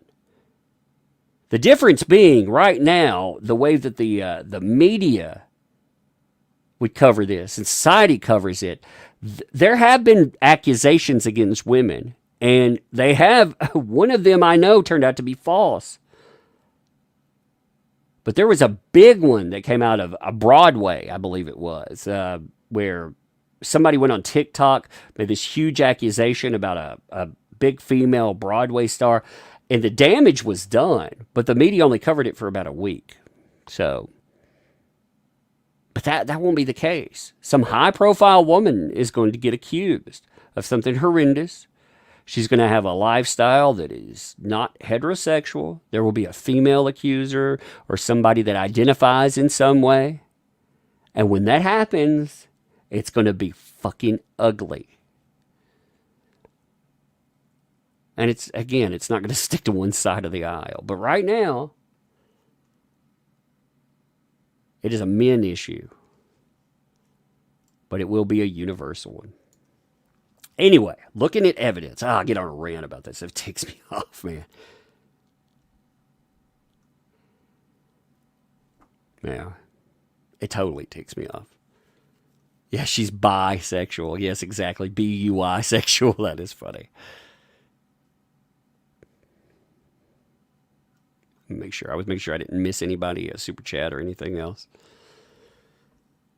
But if you look at this, what's telling about Amber Heard, if you look at the pictures that are brought in as evidence, again, remember, when I say 85 pages, I want you to be clear on this. This is 85 pages of exhibit names. Now, watching the UK trial, I know what a lot of these things are, as do a lot of you. You know what these things are. Again, remember, she went from 70 something pages to correcting that and adding. I went through and talked briefly, and I even did a video talking about some of the stuff that was in the 70 pages, talking about her case being exposed. Well, she added to it. Like I said, she thinks that if you inundate an audience with more pictures, there are like, what was it, 58 audio portions. How many of those have we heard before? I don't remember hearing, but 7 maybe? She listed 58 audio, and there is an ocean. I mean, an ocean of body cam footage or security footage. That took me a minute to get the word. Sorry, I got stuck on the or for a second. I try not to or or as much as I used to, but when I get stuck on a word sometimes. When you look at this, though, again, a lot of these players. You can see what incidents are going to come in. It's funny as well. She wants to use Kate James and weaponize her. She weaponized people like Kate James. Again, that was her ex-assistant. Traveled with her, did all kinds of stuff for her. Had some amazing tales. She said that, for example, Kate James said that Amber Heard stole her rape story. She went on record and said, she stole my rape story. And you know what a judge said about that? I guess Amber Heard gets to weaponize her claims. But the items, like Kate James provided proof that the Australian stuff, it actually happened because of Amber Heard and her negligence. She provided proof of that. She provided emails that stated, her trying to buy off doctors and whatnot. The judge said, that doesn't count, but you can weaponize her claim. If you got like a text here, you can weaponize. That's not going to happen this time. This time, she has to get taken to task. See, if you haven't been keeping up, the last trial, UK 2020, the judge right now ruled that trial was not fair. Why was that trial not fair? Because you couldn't take her to task. See, in the last trial, you had, your parties in your case. You have JD, but you have the son or NGN, and she was a witness in it, but she was not a party to it. So the judge had to allow you to basically challenge anything that she said. Like she could come in and she could say, he raped me on the moon. And you object to that. You're like, what? What does that even mean?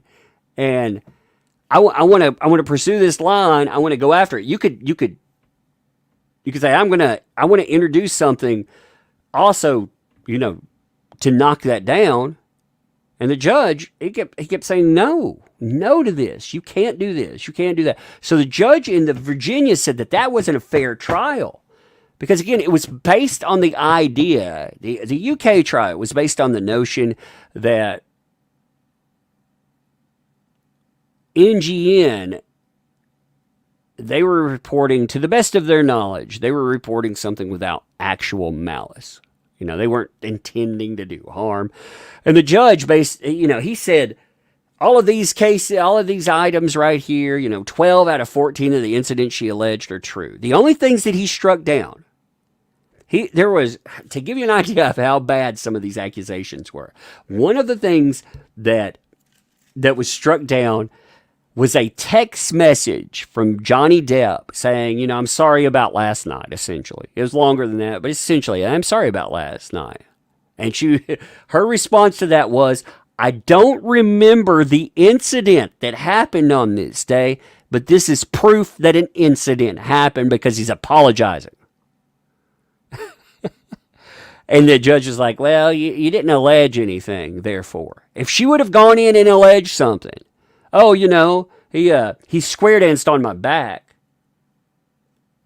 Swing your partner round and round. I do not mean to make light of Devi. I mean to make light of her stupid claims. She makes light of it. If you ever have any problem with something that someone says, remember, it's not the person like saying this is ridiculous. It's the person that brought that claim. When I see somebody on the James Corden show, when I see them on late night TV, the day after they were supposedly beaten about the face, nose broken, eyes busted up, a lip busted open, hair ripped out, someone sat on their back, beating them over and over again. Yeah, I expect to see something, a little bit of proof. I mean, a bruise on the wrist, on the neck, but there's nothing. Range of movement issues, nothing. And that kind of makes me say, scratch that. Celtic Warrior Poet, thank you for the membership. Welcome, by the way, and welcome to Tugs Thugs. Appreciate you there. Thank you there. Love saying that there. Macy R., thank you for the $5 super chat with that and the super sticker. Appreciate that. That's cute. But if you look through, again, you go all the way back. Now, part of what you see here is her planning all the way back to 2013 to bring this stuff to task. She was plotting this from 2013. She took random pictures without any type of attachment. Like one of her pictures is arm bruise. Let's see. Arm bruise. This comes from 2013. I got to pull it. Yeah, here it is. All right. One of these pictures that you have referenced there, she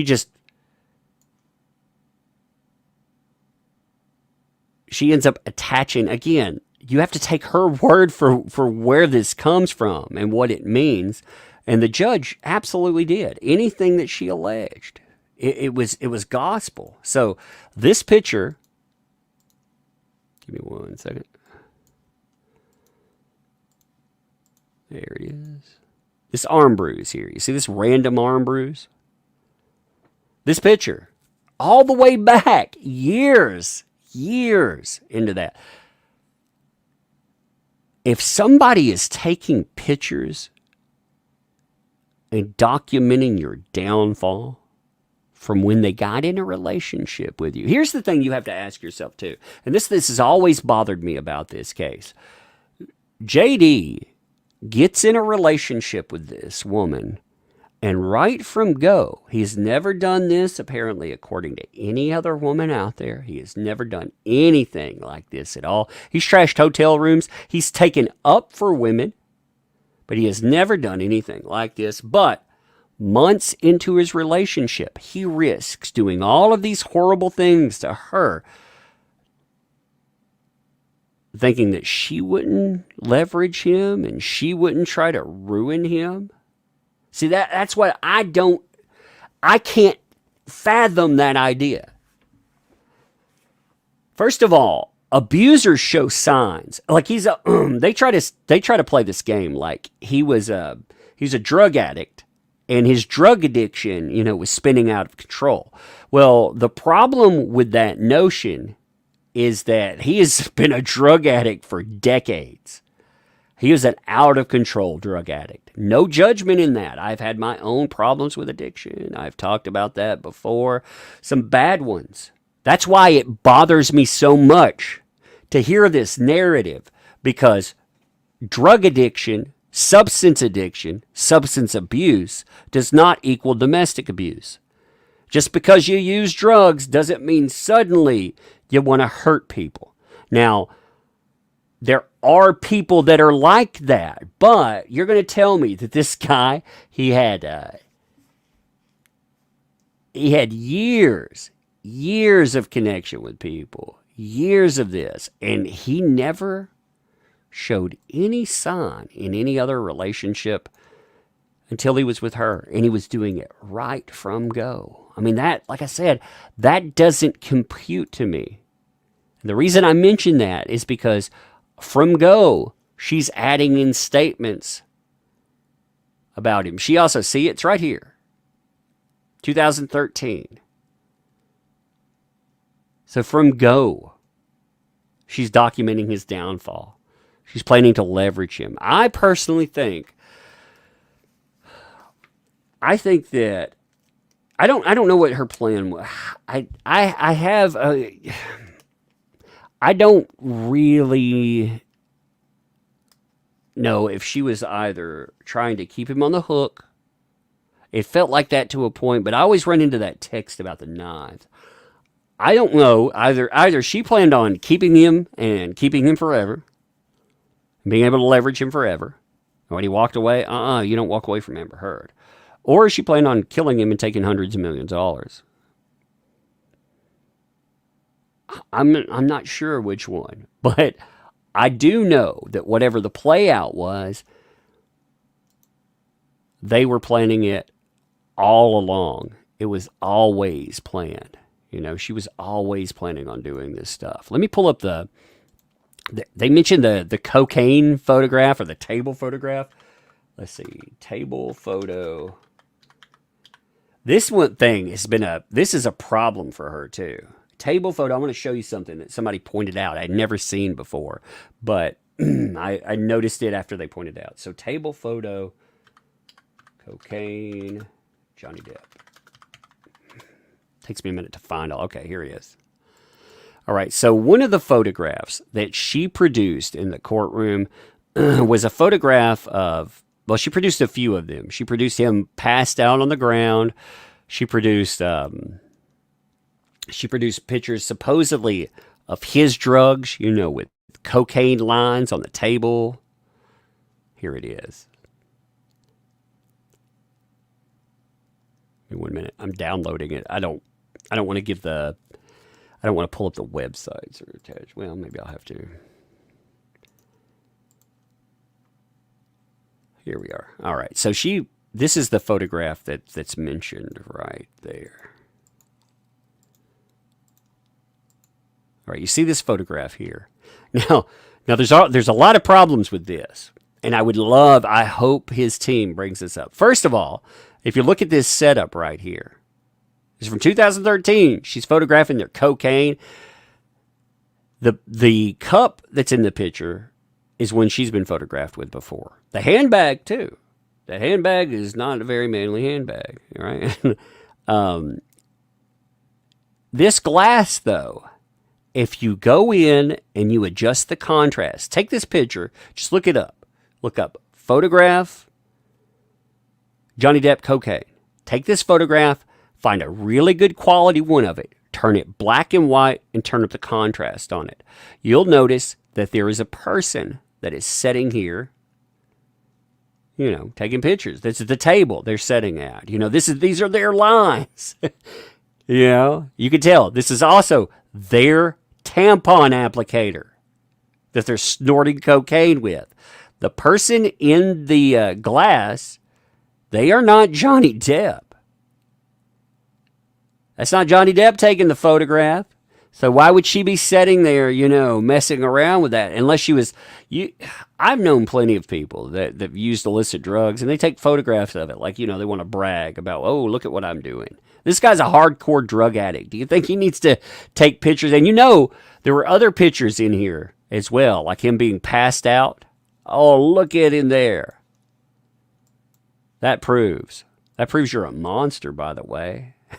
You got somebody that has a substance abuse problem like that, and your answer is just to take pictures of them and fuck them. That's what her answer was. But how many men have you ever known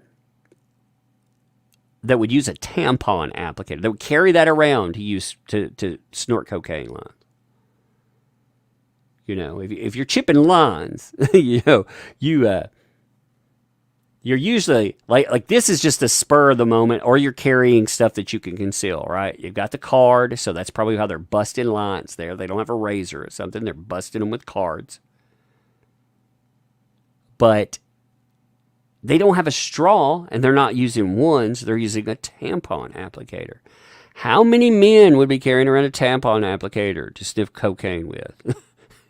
I mean, I've never met a man. I've partied with a lot of people in my life. I've never that's just a weird. Like I don't even like the idea of that. That's just weird. I don't like the idea. I would never freaking hit lines out of a freaking cocaine applicator. I wouldn't do that now anyway. I'm not saying, and I'm not endorsing any kind of use when I say anything about it.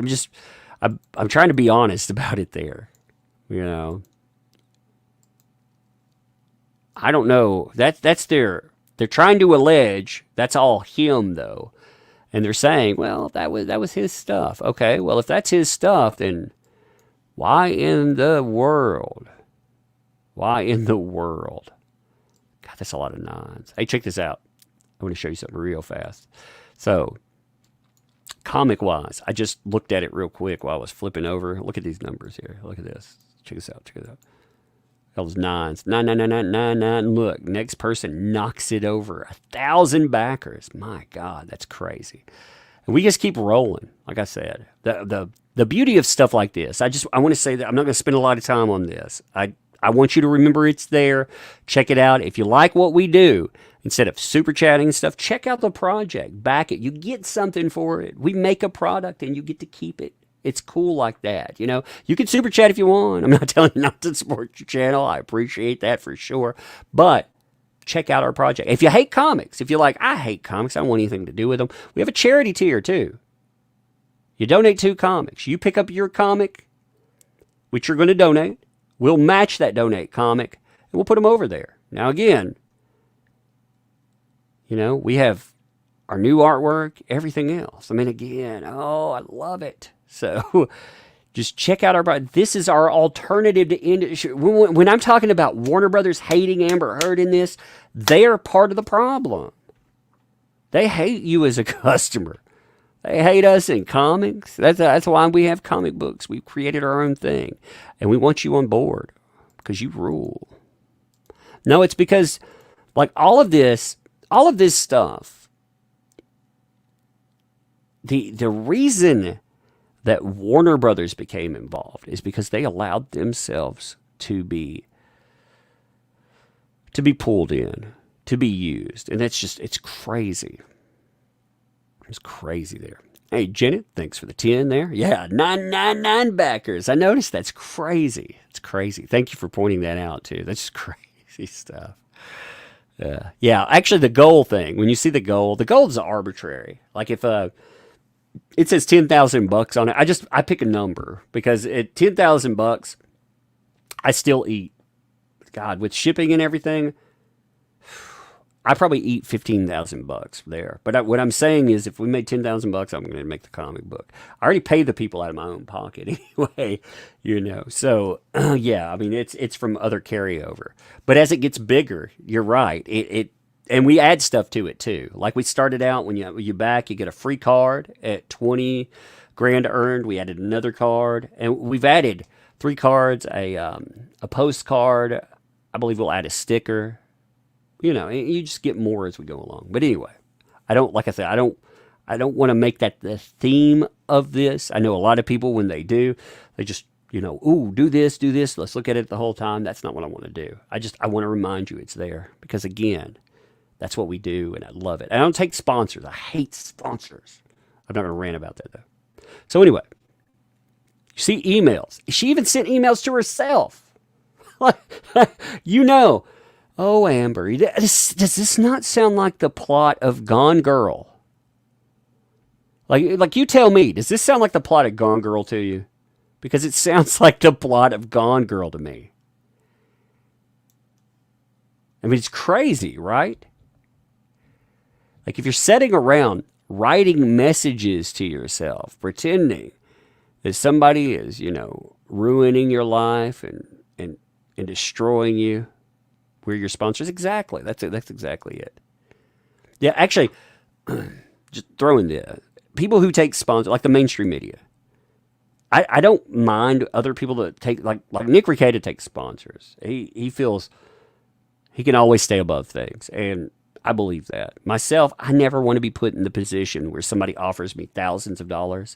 Like sponsorships thousands of bucks there. But the problem is, what happens when the sponsor doesn't want me to talk about Amber Heard? What happens when that's the mainstream media? They won't tell you this stuff. Why won't they tell you this stuff? Because they're culpable, for one thing. They backed this woman forever while she ruined people's lives. But on top of that, they're addicted to that money more than they're addicted to the truth. You know? Post Sing, thanks for the $10 there. Appreciate that. Happy Saturday, Tug. Thanks for all you do. Glad the little one is doing well. Please use this to take her out for ice cream. I definitely will. You know it's crazy. I went out for 4 scoops of ice cream the other day, and it was like $15. I was shocked. I was like, I appreciate the $10, by the way. I didn't say anything on that. I was just shocked. I was like, 4 scoops of ice cream cost that much money. Holy crap. 2012 Jameson, thanks for the 2 there. This show is sponsored by the word y'all. Indeed. Ugh. I hate the word y'all. Now here's the text with Paul Bettany. Now remember the knife text I was talking about? This is why they matter. If you look at what Paul Bettany had to say, I wonder if they have that written out. Paul Bettany text, Johnny Depp. Paul Bettany had his life almost ruined because he's friends with Johnny Depp. Now, can you imagine that? And Marvel, like he's working with Marvel. He's the Vision. If you don't know who Paul Bettany is, he's the Vision. Okay. Bettany could have had his entire life destroyed by this stuff, but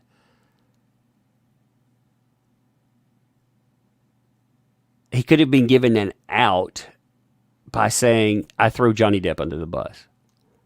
He didn't do that, though. I respect that in a lot of ways. The thing you have to remember about Paul Bettany versus her, too, all of the stuff that she has on record, all of that is just a sampling of what was thrown out there. Johnny Depp, all of his stuff, everything that he has ever said in text messages was turned over because he had a moron or a group of morons. Actually, I think it was more than that. I think it was because they worked for a certain rocket man. They did work for him.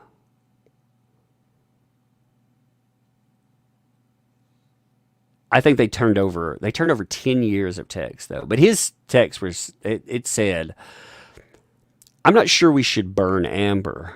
She's delightful company and pleasing on the eyes. We could, of course, do the English course of action and perform a drowning test. They're talking about witch trials here, burning people at the stake or drowning them. So, thoughts? You have a swimming pool? JD responds, let's drown her before we burn her. I will bleep her burnt corpse afterwards to make sure she's dead. And then he said back, my thoughts entirely. Let's be certain before we pronounce her a witch. Now, a lot of people have made the point that sounds like a certain Monty Python play. Which again, let's just take it at full context. Does that say that somebody abused another person? Does that say, hey, I beat her in the face or anything else? Was there an accusation about him burning her or trying to drown her? No. There are no accusations whatsoever about that. So the relevance in that is she tries to use those statements to say, this isn't venting. This isn't joking. This is all 100% real. If that's 100% real, then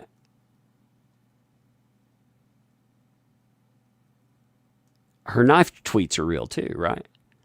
I mean, that's the way it has to play. If she's saying, if I give her the luxury of saying, yes, that is 100% legit, then don't we have to treat the other like it's 100% legit? I think that makes sense, right?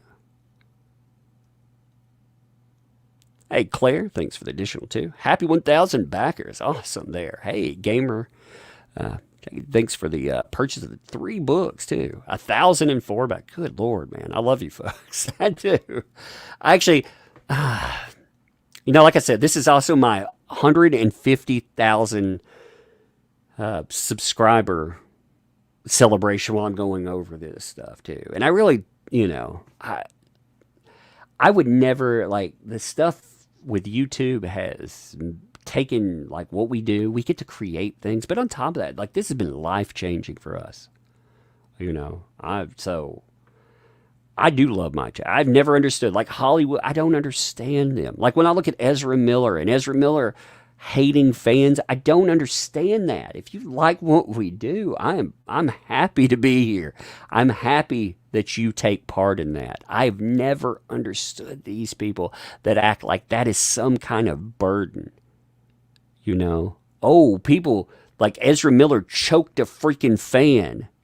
And that's what she was. She was a fan of Ezra Miller because they said, oh, she was too pushy. She wanted to get an autograph and talk to this guy while he was out in public. I mean, if that's such a problem, tell him. Don't choke slam a fan. I've never understood these people. Like, they disgust me.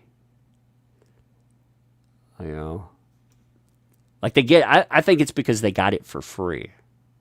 They don't work for it. Like suddenly it's just there. They didn't build anything.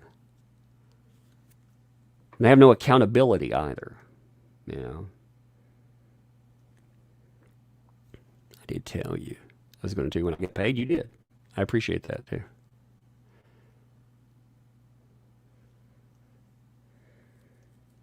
Yeah, if you look at the text here, I'm going to pull that up in a minute. You look at the text, they go all the way back.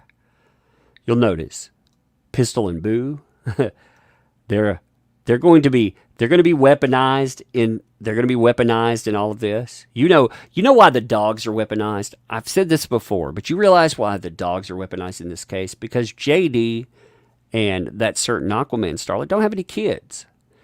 You can't weaponize kids if they're not there. So what do? You weaponize the pets. Holy crap. Let me pull this up real quick. Look at this. This is amazing. Let me show you something real quick. 1 second. I know I'm not going to divert the stream. I just want to pull this up for 1 second. Look at that. 1,007 people. My God, man. That's awesome. Again, every 50 people too, we have a giveaway. I'm going to give away something. I'm going to give away something cool with the 1,000. So if you got in there, actually after this stream, whatever the number is, you'll be included in that. So no matter how many people, by the end of this stream, get in there, and then I'll give away something big when the 9 days ends too. There'll be something good. And every 50 backers, I give away like a sketch card or something. That's the legit, not just a card. It's the actual card that's used for those. When you make a card, there has to be a sketch that's done. Well, I have a bunch of sketch cards by artists, so they're original sketches. I randomly give them away, not to the 50th, but to everyone. So, but I'll give away something like by the end of the stream, whatever that number lands on, I'll use that for. And like I said, I appreciate it. People who watch this later, back, appreciate it. Like I said. That's how we have our alternatives. I listen to people complain all day long about Warner and how terrible they are. Well, this is how we do something about it. We say, that could have been your money, but you had to act like a fool. And we make a good product. I want you to like our product, though, too. I really do. I don't want it just to be some message out there. I want it to be a fun product. And we're on the 3rd. We do deliver. So, anyway. Text. You see a lot of the main players. If you don't know the players either, if you're new to all of this and you're just trying to catch up, you need to go to ifod.net/thetruth. That website has some of the best court document breakdowns. If you're, like I said, if you don't know the case, you can definitely familiarize yourself with it. Let me pull that up. Let me share that with you real fast too. If you don't know the case, you can learn the players, or you can look up documents. There are 2 document sites, first of all. If you want to do this on your own, you don't have to look up things on your own, but if you do, First of all, you want to know the players, you go to this site. Again, ifod.net/the-truth. You'll notice right from go, you have all of these places where you can look at documents. It breaks down a lot of the case and the questions, but you have the players. So when you see these names in evidence and you're like, who the heck are all these people? This will break them down for you. You can tell who all of the players are, and it gives you an idea of the quality and caliber of people too. Like, for example, the main accusers of JD. You have people like Josh Drew here. Josh Drew is a penniless freeloader living off of JD, talking about murdering behind his back. Raquel Pennington, best friends with Heard, penniless freeloader living off the charity of Johnny Depp. Io Tillett Wright, freeloading clout off of these names, made a career out of it. In fact, wrote hit piece after hit piece for places like Refinery, Refinery 8 or 9, I don't care, 7, one of those numbers. They wrote an article like Why I Called 911, for example. Garbage. But again, freeloaders. Freeloader. Rent-free freeloader. These people, too, as big of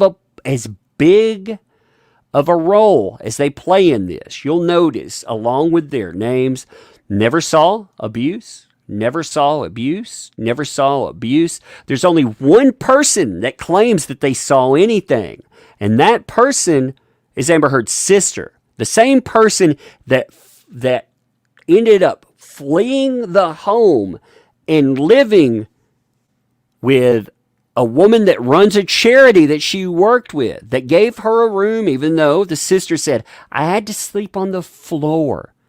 I had to go out and sleep on the floor. It was so terrible. This woman came in and said, nah, that's not true. I gave you a room. I gave you this. And by the way, you didn't flee Johnny Depp. You were afraid of your sister. You said that you were afraid that she was going to kill Johnny Depp in that house. And you were afraid that she would kill you too. So, the only person that's one thing you have to remember on this case. You have to take the word of Amber Heard. That's why going after, that's why the charitable donations and all of that are so important, because it's an impeachment of character. Like, you're not talking about, it's not just about whether or not she gave money. It's about whether or not she is a trustworthy person.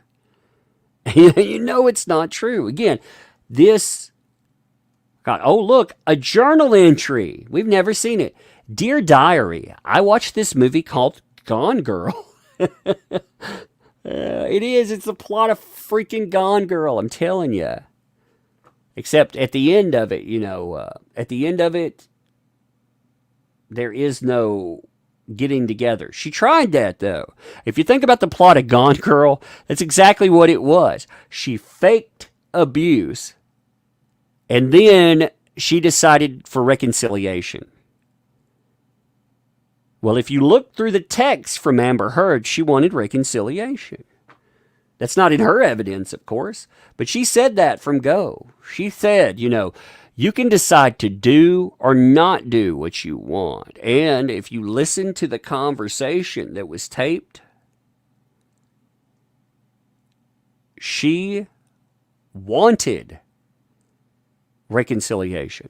She wanted JD to break down when he met with her after she set up a private meeting, after saying that she feared for her life. She met with him months after the fact. She set that up. She taped him illegally. She wanted him to have sex with her. I bet you money. If he would have had sex with her and said, "Nah, I don't want you," she would have screamed rape. She was planning on baiting him into a statement or something. And it would have played out bad. 2012, thanks for the 2 there. Gelth is simping. Says, ride the alpaca back. What's up, Gelth, by the way? That's funny. Yeah, remember, when you look at this case, too, somebody just mentioned this, and this is worth noting. Remember that she wanted to dox over 200 people she hired a company to track anybody at the beginning that said anything that she considered negative. She tracked, I can't remember, it's somewhere between 10 and 16,000 people off go. And when she was tracking, they decided if it was a negative connotation that was mentioned, like, I don't believe Amber Heard, that's negative, right? You're going to be tracked by her. She hired a company to do that, to call you bots, to call you not a real person. Because when you do that, you can ruin somebody's life, and you can do it with impunity. She figured she could bring that into the courtroom. So she tried to dox 200 people, and I'm sure she would have tried to dox all 10,000 of those people if it would have worked. But she tried to dox or get the private information, and she has dumped the private information of multiple people out there. Multiple people. She has doxed over 80 people in this case already. So she planned on doxing over 200 people. What she wanted was the information of where you created your account, so that'd be your home address. She wanted places you signed in, so she would have had the location of maybe where you worked, where your family worked. Like, say, hey, I signed into Twitter while I was at my family's house on Christmas. Yes, you'd have your family's house. Again, all of these things. To prove you weren't a bot, you know that information would have gone right out. That's a threat. That is leveraging threats. Now, with a judge, she had a counterclaim in play at that time. That was part of the counterclaim. Depp asked for summary judgment, wanted it dismissed. That was denied. But what she did when she argued that, she changed the narrative. She dumped the entire thing about bots. I don't want to dox all those people. Now the narrative is that Johnny Depp and Adam Waldman were reaching out to the media and social media accounts. And the social media accounts that were listed were myself, The Real Laura B, and Incredibly Average. Now, I think I know where that comes from, too. And I will not confirm nor deny anything that is said there about sourcing. What I will say, I'll never burn sources. If the source ends up burning themselves, then we'll talk about it. And I think where that comes from will be discussed in a court. So you'll get to hear it. You'll get to hear it in the courtroom. We'll probably be brought up there. But anybody could, as I've said before, anybody could talk to one of us. If you wanted to hit me up, if her legal team would have wanted to hit me up, I will listen to anyone, everyone rather. But as far as selling my voice to somebody, I won't sell it to anyone. I won't take a sponsor. Like I said, the only people that sponsor what I do are the people right there. You sitting right there. I take ad revenue from this, so ads will pop up in my videos, not in my live streams. None of these ever get monetized. I just turn off the ad revenue. But people who either super chat or they back projects. That's it. Like, I won't even take sponsors because I don't want to be corrupted on that. Integrity should matter for something. But she alleges, again, that we're all in contact. Therefore, like I said, everybody can contact anyone they want. But if they would have had some miracle freaking evidence, I'd love to see it. I would love to see it. In fact, I'll put that challenge out there. If Amber Heard's team would like to make contact, my email address is granularheaven@gmail.com. You can contact me there. I will not put that public unless you try to buy me or give me a freaking article that's free-written. I will not burn you for it because you would be a source. I would look over your evidence, but I myself would get to determine or ascertain whether or not that's legit. And they don't want to do that because what they want to do is they want you for sale. What they didn't include in here either, all of this stuff, Adam Waldman, before he got suspended from Twitter, he actually put out probably one of the, I've mentioned this several times, but it was really eye-opening for me. That's why I bring it up so much. He showed where her PR team was leaking depositions to the media. They were making contact with the media, but they weren't just leaking depositions. They were giving the media articles pre-written, not statements by them to put in an article, but pre-written articles. And some of the places, journalist sites were actually using those.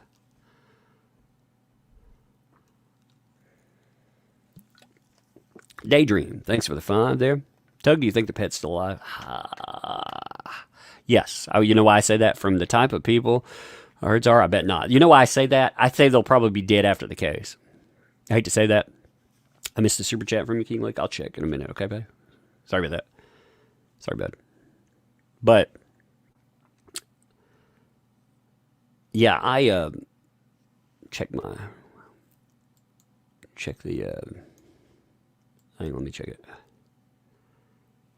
Holy crap. 1,009 backers. That's insane. But, you know, anyway, I couldn't believe. Thank you for telling me that, too, Susan Dole. And thanks for the 8-month membership, too. Members, you can do those as well. If you look on your member tab, you can text like that, and you'll notice. Carol Funk, thanks for the 2. Hey there, I appreciate you. Well, hey there returned, and I appreciate you as well.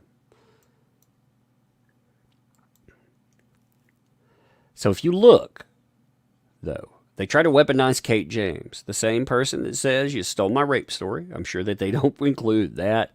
Stephen D., his text messages, they try to weaponize his after the airplane ride. What's crazy here? I thought Depp, you want proof of honesty from Depp, like his story actually isn't jacked up and he's not lying. Go back and read the witness statements of the Boston plane ride. The one where she alleges that he kicked her in the back and did all of this other craziness. They play an audio file during it that they say is part of the Boston plane ride. When you listen to it, it doesn't sound like a person that's drunk or high, you know, or out of control. What it sounds like is an animal in pain. Because JD is detoxing. It's not the plane ride. It's probably from the Bahamas where it was recorded. It was a different time. And they have actually mixed up evidence before. You know, there was a door that had been kicked in at a place. Well, they said it was at one location. It was actually from another place. They didn't give the right location for their so-called evidence. They actually ended up changing it up. So this, I believe, actually came from the Bahamas detox. I believe that's what it was. And when JD, he talks about it, he's very confused by it because he doesn't recognize the thing. He's like, well, you know, this doesn't belong here, you know. And the way he answers it, though, he could have flat out just said, that's trash, or, you know, no. But he didn't go with that easy, abrupt answer. He went with an answer that allowed it to continue. It's a farce, but he was confused about its. He was confused about its origin, and he continued forward with it. Again, he was trying to tell the truth, which, when you listen to it, like I said, you can tell that he's confused by it and the way that he answers. Again, he leaves at first anyway. He leaves the door open where they ran this in there. It doesn't belong there. And later on, he figures out where that's from. But he allows it in. That happens when you get grilled for days on the stand. Sometimes you don't give the optimal answer for protection. You give a truthful answer. And you know, the courts, they're not rigged for truth. That's the ugly thing. Truth becomes a weapon against you a lot of times. But again, you see all the photos with the text with Stephen D. That's from all of that we know about. You can see how many of those come up. Again, you see all of these emails. Like, I didn't notice this before. Like how many there are. But she has all of these emails with herself. She has diary recordings. Again, what does that mean? Without any kind of... What the fuck does that mean? If I could write down anything, and I could tell you it's from anywhere. Oh, yeah, you know. I bet I could fake a diary. I bet if you gave me 6 weeks, I could fake a diary and sell it to you that it was written over years long because I would go in with the idea that I would change up ink, I would change up writing styles, but I bet you I could sell the idea that I had written a diary over X amount of time. And how would you ever know what was true or not? I could tell you anything that I wanted in it. And when I'm accounting for time, the problem with these kind of cases, what they do is they go back, they reach into the far-flung past. They don't reach into something that's new. Like for her right now, you're talking about accusations that go all the way back to 2013. You're almost talking about a decade old. Yeah, the Boston freakout was her freaking out. Yes, exactly. Those chairs, like on an airplane. Like, can you imagine? Like, she makes it sound like they're chairs in a cafeteria. They're bolted to the floor. Like, have you ever tried, like, range of motion in any type of those little moving chairs or anything? Like, it just don't work. Like, you can't get up and kick at people very easily. It doesn't work. The layout of that plane, very easy to see. Who writes an email to themselves? Somebody that wants to crucify another person. Somebody that's out there to ruin another person's life. That's what I think personally. If I were trying to, if I wanted to sell you on the guilt of somebody, I could definitely do it that way. But most people are not going to do something like that. They're not going to end up sending things. I send emails to myself that are like thumbnails or, title suggestions for other items, but I have never sent myself an email, like a Dear Diary email. Now, I guess there are probably a few people that do stuff like that, but here you are. King Leak, thanks for the 5 there. Sorry I missed that. Congrats on the sub count. Some shekels for Lug and Bug. Sign up for the Neon Revenant pre-launch on Indiegogo. Comicsgate forever. By the way, Ezra Miller is yes, exactly there for real. By the way, King Leak, why don't you put your King Leak's a good dude.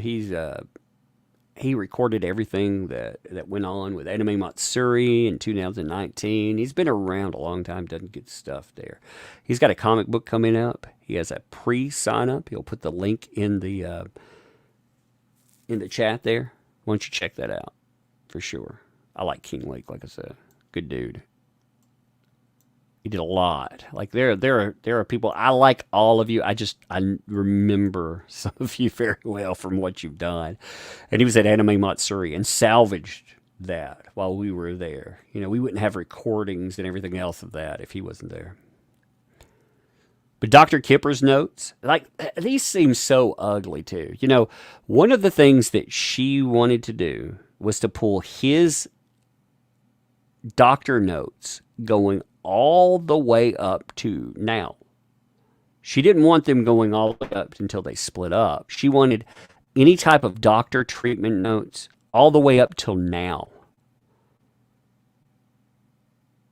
She's also fighting to keep out some of her records.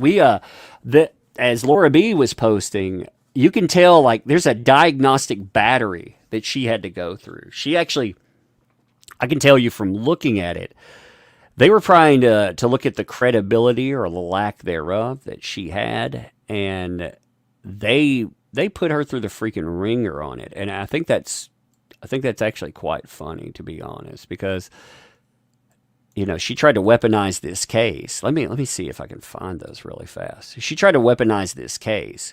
She tried to make sure that JD would never be believed. And what happened is that she ended up having to answer questions. By the way, Movies, Myths, and Monsters have had 60,000 downloads so far. And if you have not checked out that podcast, you have missed out. I've been trying to plug it all the time.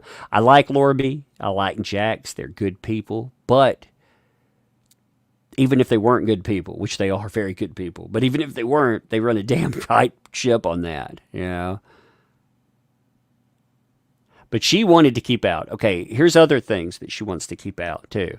She wanted to keep out photographs from the paparazzi. You know why she wants the paparazzi photographs out?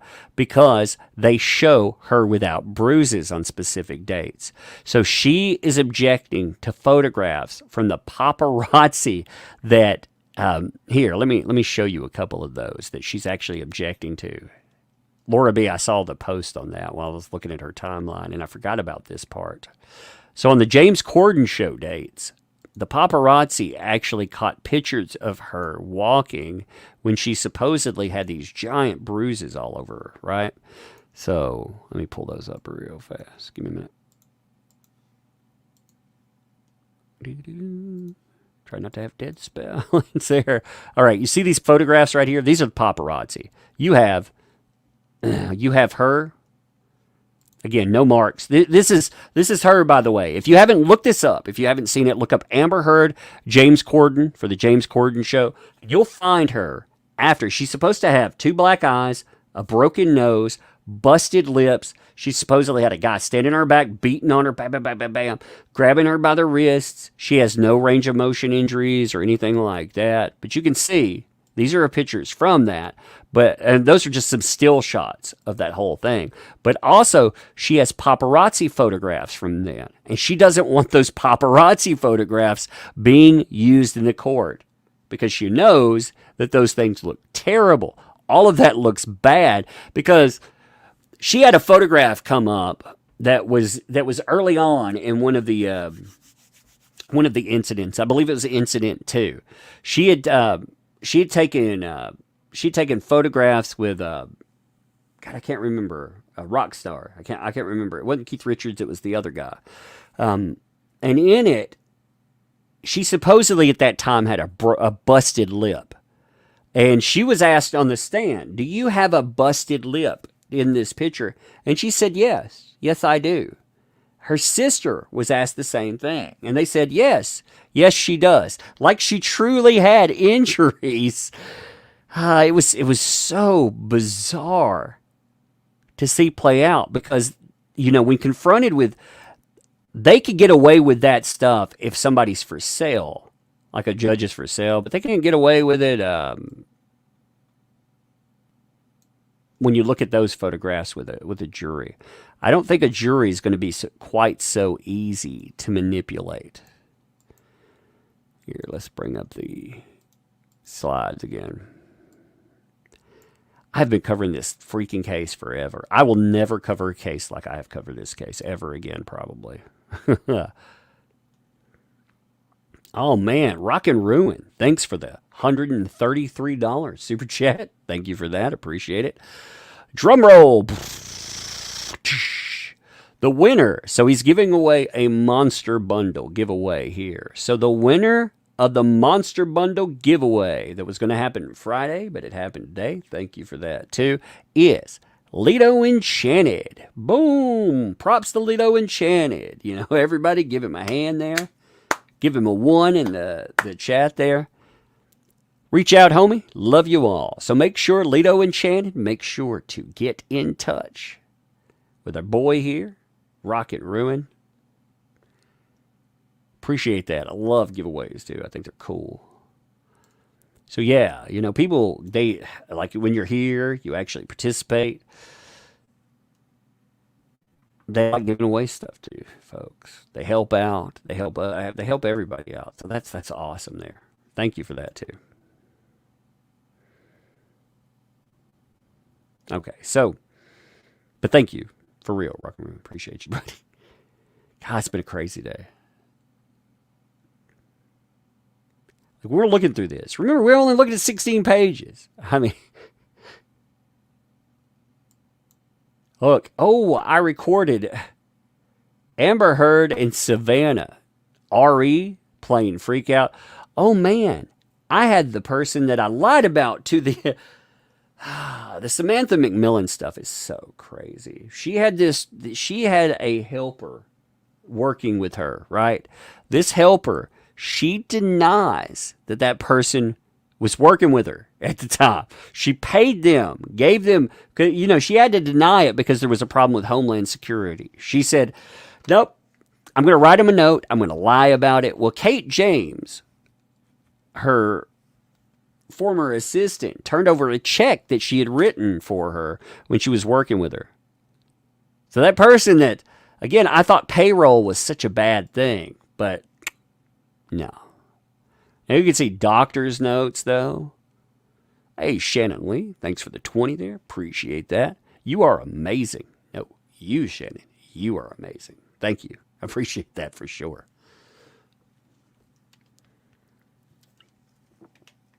But you see all these. For real. Thank you. Thank you, all of you folks. You super chat. You keep this work. You show up. I mean, like I said, 150,000 people. It's crazy. It's crazy.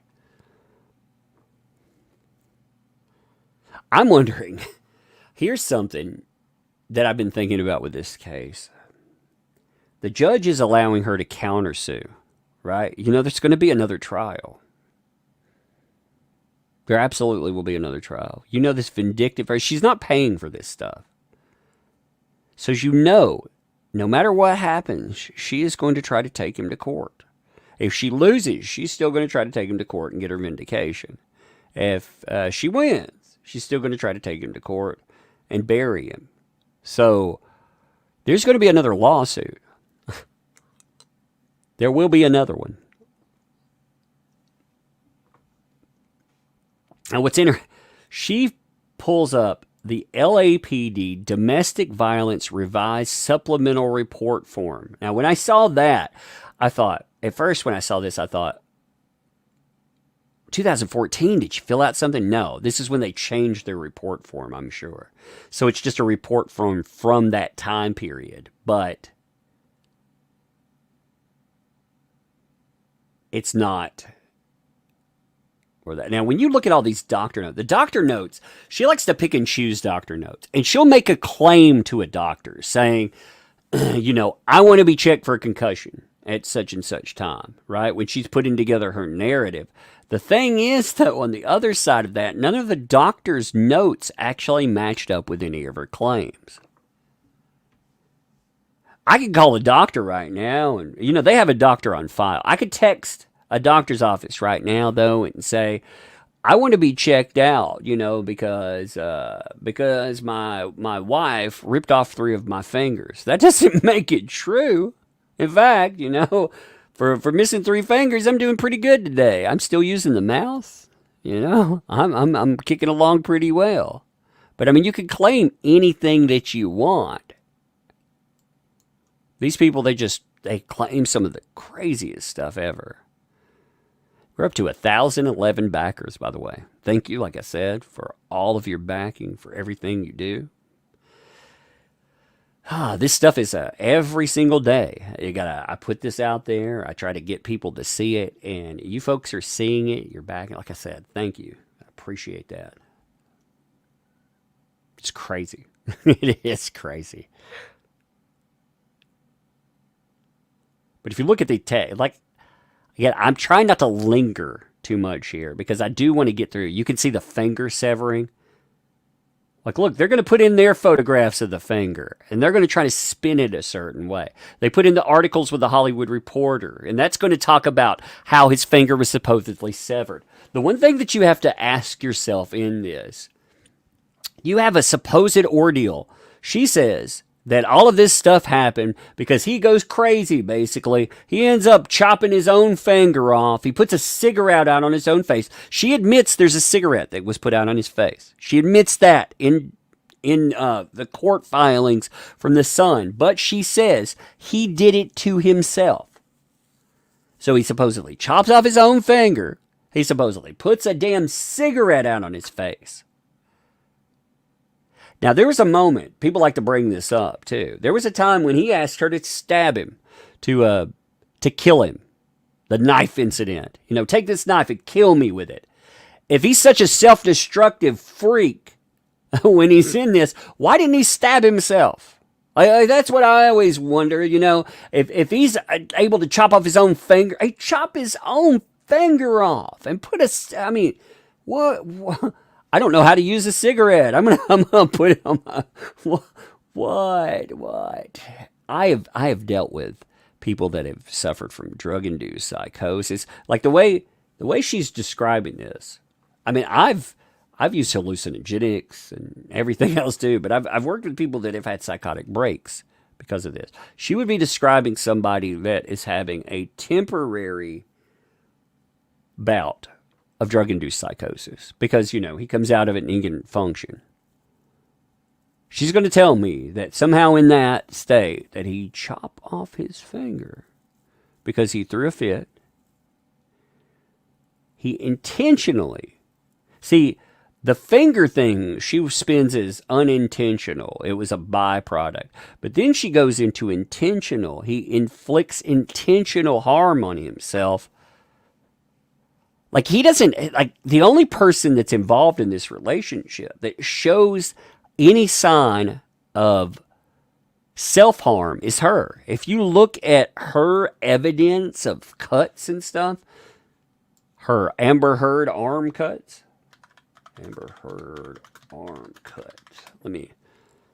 her arm cuts are self-inflicted injuries. I'm going to say that I feel like with certainty. As I said, I have a mental health background. I diagnose people for a living. I have diagnosed thousands of people, and I have diagnosed many people that self-harm. And during that self-harm, you find a lot of people that inflict damage on themselves. If you look at these pictures here, let's see if we can blow this up, actually. I should have downloaded it, Oh, I hate going to the Daily Mail. Ugh. Let me see if I get this picture right here. I don't want to go to this site. I hate these places. They're cluttered. They are cluttered with pop-up ads. I don't mind ads. Like if you have ads on something and I want to read, I'll actually turn my pop-up blockers off. But I hate places that I can't even sign on them. I can't even see what's going on because there's so many ads there. Ugh. So anyway, I download this picture. This is self-inflicted injury. Like I want you to look at this with me. This is supposed to be proof somebody was harming her. But like I said, I've diagnosed many a person in my life. And if you look at these injuries here, now Laura B actually had an interesting hypothesis of how this could have happened if it were an injury from Australia. When Depp lost his finger, it was because of broken bottles where she'd thrown them. Well, she could have placed her hand and her wrist down on the wall where all that glass was and actually cut her arm just a little bit, but it doesn't look like that to me. I mean, that would be a hypothesis on it. The thing is, if you look at the way the lines carry, they all carry in uniform patterns. Like if you're being drugged through glass or cut, you would have lines all over the arm. But all of these, again, like you can see, faded line right here. These are not heavy lines. They are small.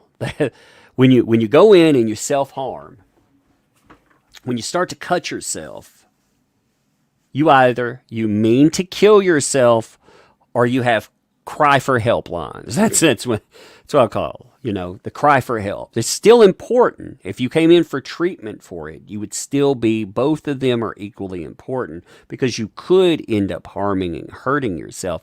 But if you look at these, again, these are not inflicted, in my opinion, by, like, if you look at the depth, like that is a superficial wound.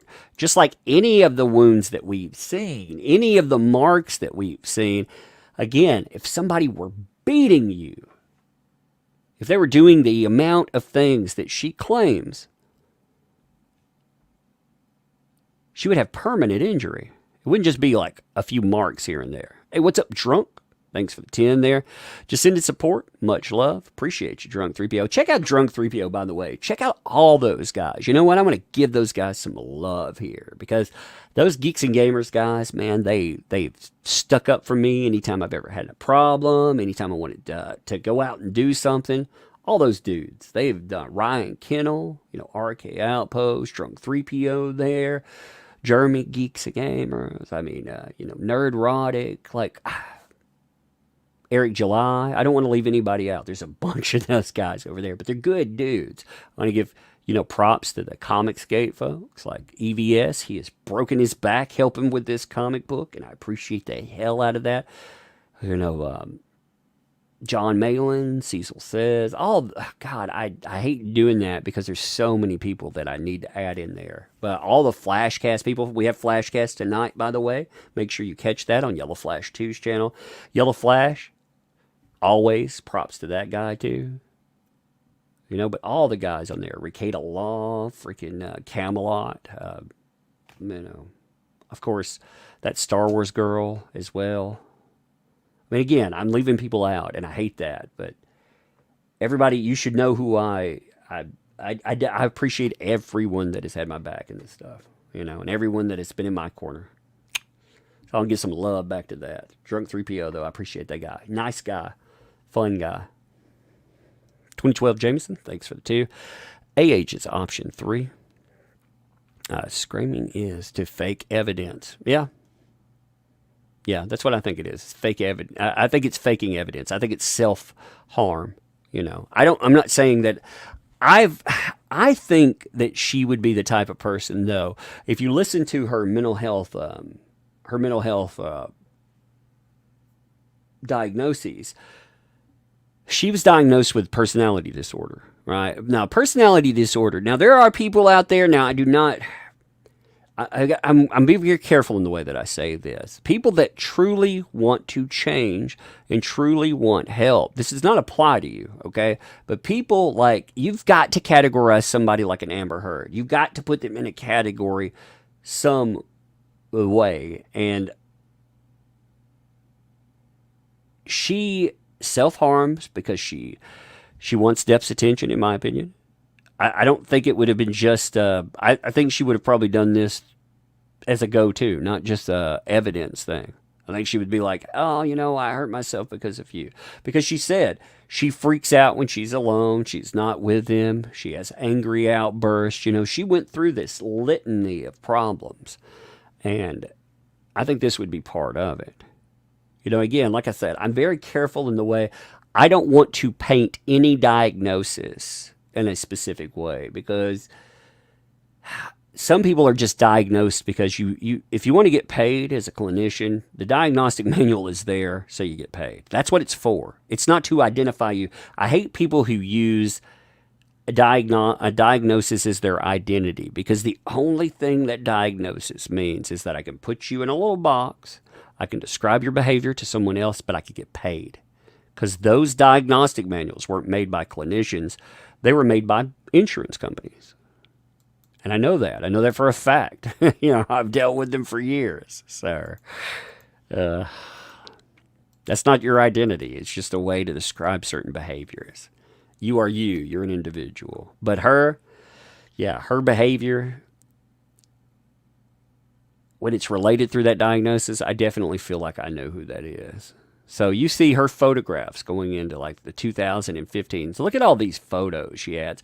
And what's bad about these photographs is a lot of times they're the same freaking photograph, but you can tell that they've been manipulated. And remember, there is this huge issue with metadata that has not been decided yet, where JD, the news group newspaper folks, NGN, the people for the UK 2020, they hired a guy, brought him in, and he said there was metadata manipulation with these photographs. He said it. That would have been Amber Heard's side at the time. He put down certain caveats or conditions, basically saying you would have to be an expert to manipulate this stuff. But really, all you have to know for manipulation of metadata is you have to take your phone, you have to put it on airplane mode, you have to take it off the internet so it can't be connected to something. You need a phone that, when you have it, you basically need to be able to reset the manual, the clock inside of it. And if you take a couple of steps there, you can give it any time or any date that you want, and it will register however you want in that. So, you have to, it's easy to manipulate metadata. It's NGN tried to make it sound like it's not, but it's very easy to manipulate metadata. Wow, Debbie, that's insane. Holy crap, that's the biggest freaking super chat I've ever had, actually. That's nuts. Debbie, thank you for the super chat, the $300 super. I've never had a super chat that big. That's insane. Rock and Ruin, you dropped a big one too. I've never had a super chat that big. I've seen other people get them, but I've never had one that big. I'm actually taking a screenshot of it because nobody will believe it. I've never had. That's crazy. Thank you, Debbie. I appreciate that for real. Like I said, I appreciate all of you, what you do.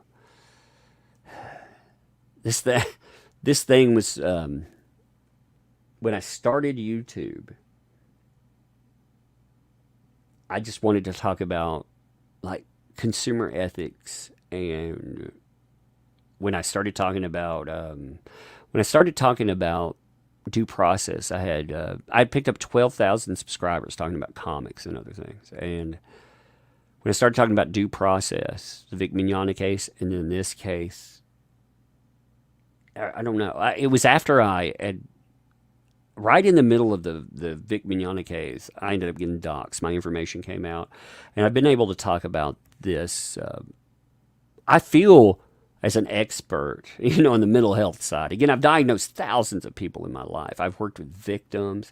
I've been able to talk about that stuff, but I never thought there would be such a positive upside. I never thought I would get to meet such great people. I never thought that this would be such a life-changing thing. Again, like all of that. Like my kids have a much better life than we had before. I mean, we struggled before, and it's been much, much better with that. Going out and trying to do this. It didn't have to just be a little hobby. It could be, I still have a job. I don't want to make it sound like that, but this thing I do in my sideline where I talk about stuff. What is this? Handwritten medication lists. Oh, look, he's crazy. He's taking all these medications. I wonder what he's taking, by the way. 2012, thanks for the 2 there. Tug needs to start in a world called the Turd Award. Why would I give that to anybody? Why would I ever do that? Tug's line of moonshine is called due process. Oh, Lord, that's funny. I wonder if here's the notice of suspension. I'd like to see that, by the way. I'd like to see the Walt Disney Studios notice of suspension.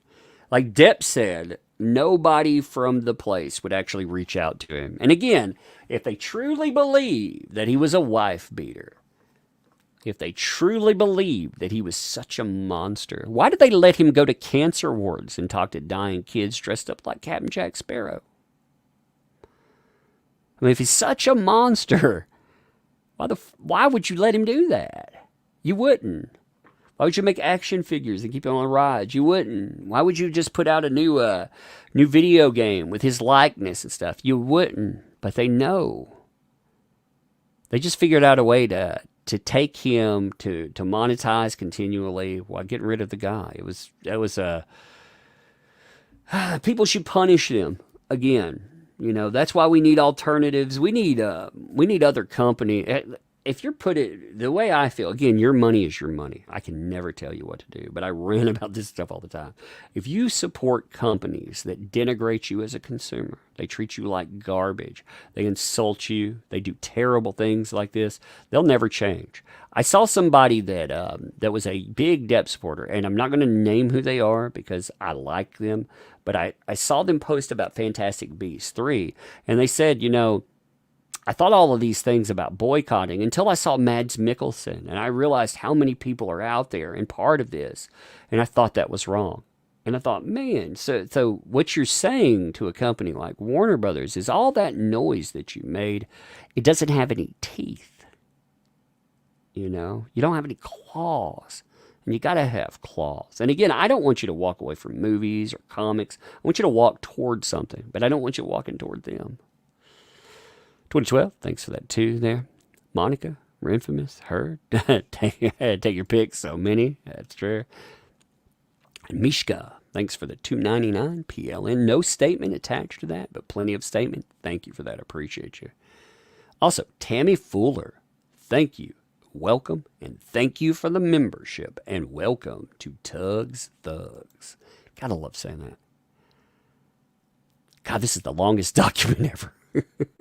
Like, emails with Disney, R.E. Finger. This is when he's talking to Disney about this, his finger getting chopped off. Like, she's putting in different emails here. Emails among medical team, R.E. her finger. Her photographs, her journal entries. Rocket Rowan, welcome. Thank you, too, for the membership, and welcome to Tugs Thugs. I love it. Jack White. I wonder what's in the email from Jack White. It's probably a lot of drugs, He's like, hey, do you think we could chop up this desk and snort it? That would be like Jack White writing it. I wonder what's in. Oh, maybe that's a different Jack White I'm thinking of. There was a guy that used to be with Jack. God, what's his name? There was a guy, Jack Black. There was another guy who used to do drugs and stuff that was on the scene in Hollywood named Jack White. I always thought black and white, but they all were drug addicts. It's probably a different guy. But every time I see that, I think, man, is that that guy who, because he always reminded me of Jack Black, It was like a heavy drug user too. I don't know if you guys know who he is, but maybe he's a different guy. But look at all those. Here's another audio file. Like, there's these audio files that pop up that have never been seen before, and I wonder where they come from. They're going to throw the LAPD under the bus. Oh, look, the LAPD didn't follow their guidelines for wearing body cams. They didn't follow their guidelines for deployment. You can see how they're going to throw them under the bus there, right? Well, like I said, when you go through this is why we have 6 weeks of trial that are coming up, because this is just her side. R.E. hello. Oh my God! Johnny Depp told her hello. Holy crap! Call in the Marines. Oh, here's some Marty Singer stuff.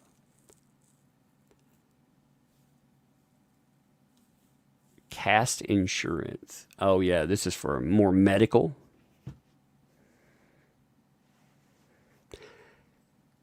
Here's the 2015. Now, this is the bullshit that she pulls. And that's exactly what it is. It's BS. This is the stuff that she pulled before going on the James Corden show. The broken bed. Again, guy gets on your back. Like a man. A guy grabs you, pulls you around by your head, beats on your back, punches on you, tries to hurt you, do terrible things to you, beats you so badly while sitting on your back that he breaks a bed with his foot. He's pressing it in, and he's pushing you down firmly enough that he breaks a bed. Hair pulled out. Again, fake. Like, all that is bullshit. These are garbage. You can tell they're not real because there's proof there. There's proof. Plenty of it. But she's setting this stuff up. She's going to present it again. If you bury the truth, none of these medical records are going to have any real damage either. Again, he broke my ribs. He broke my nose. I've broken my nose twice. It ain't fun.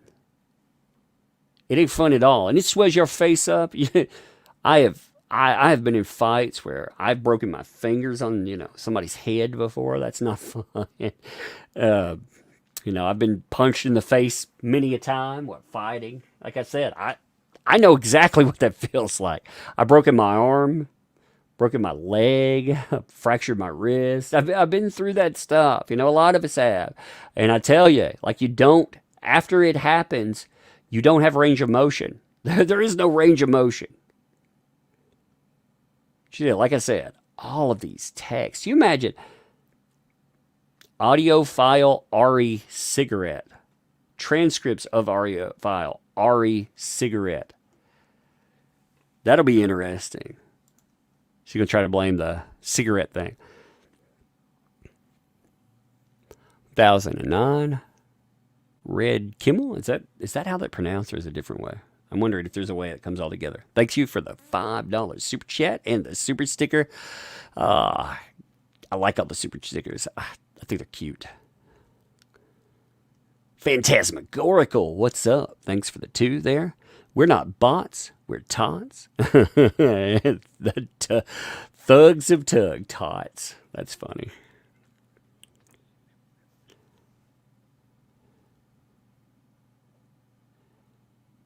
God, look at that.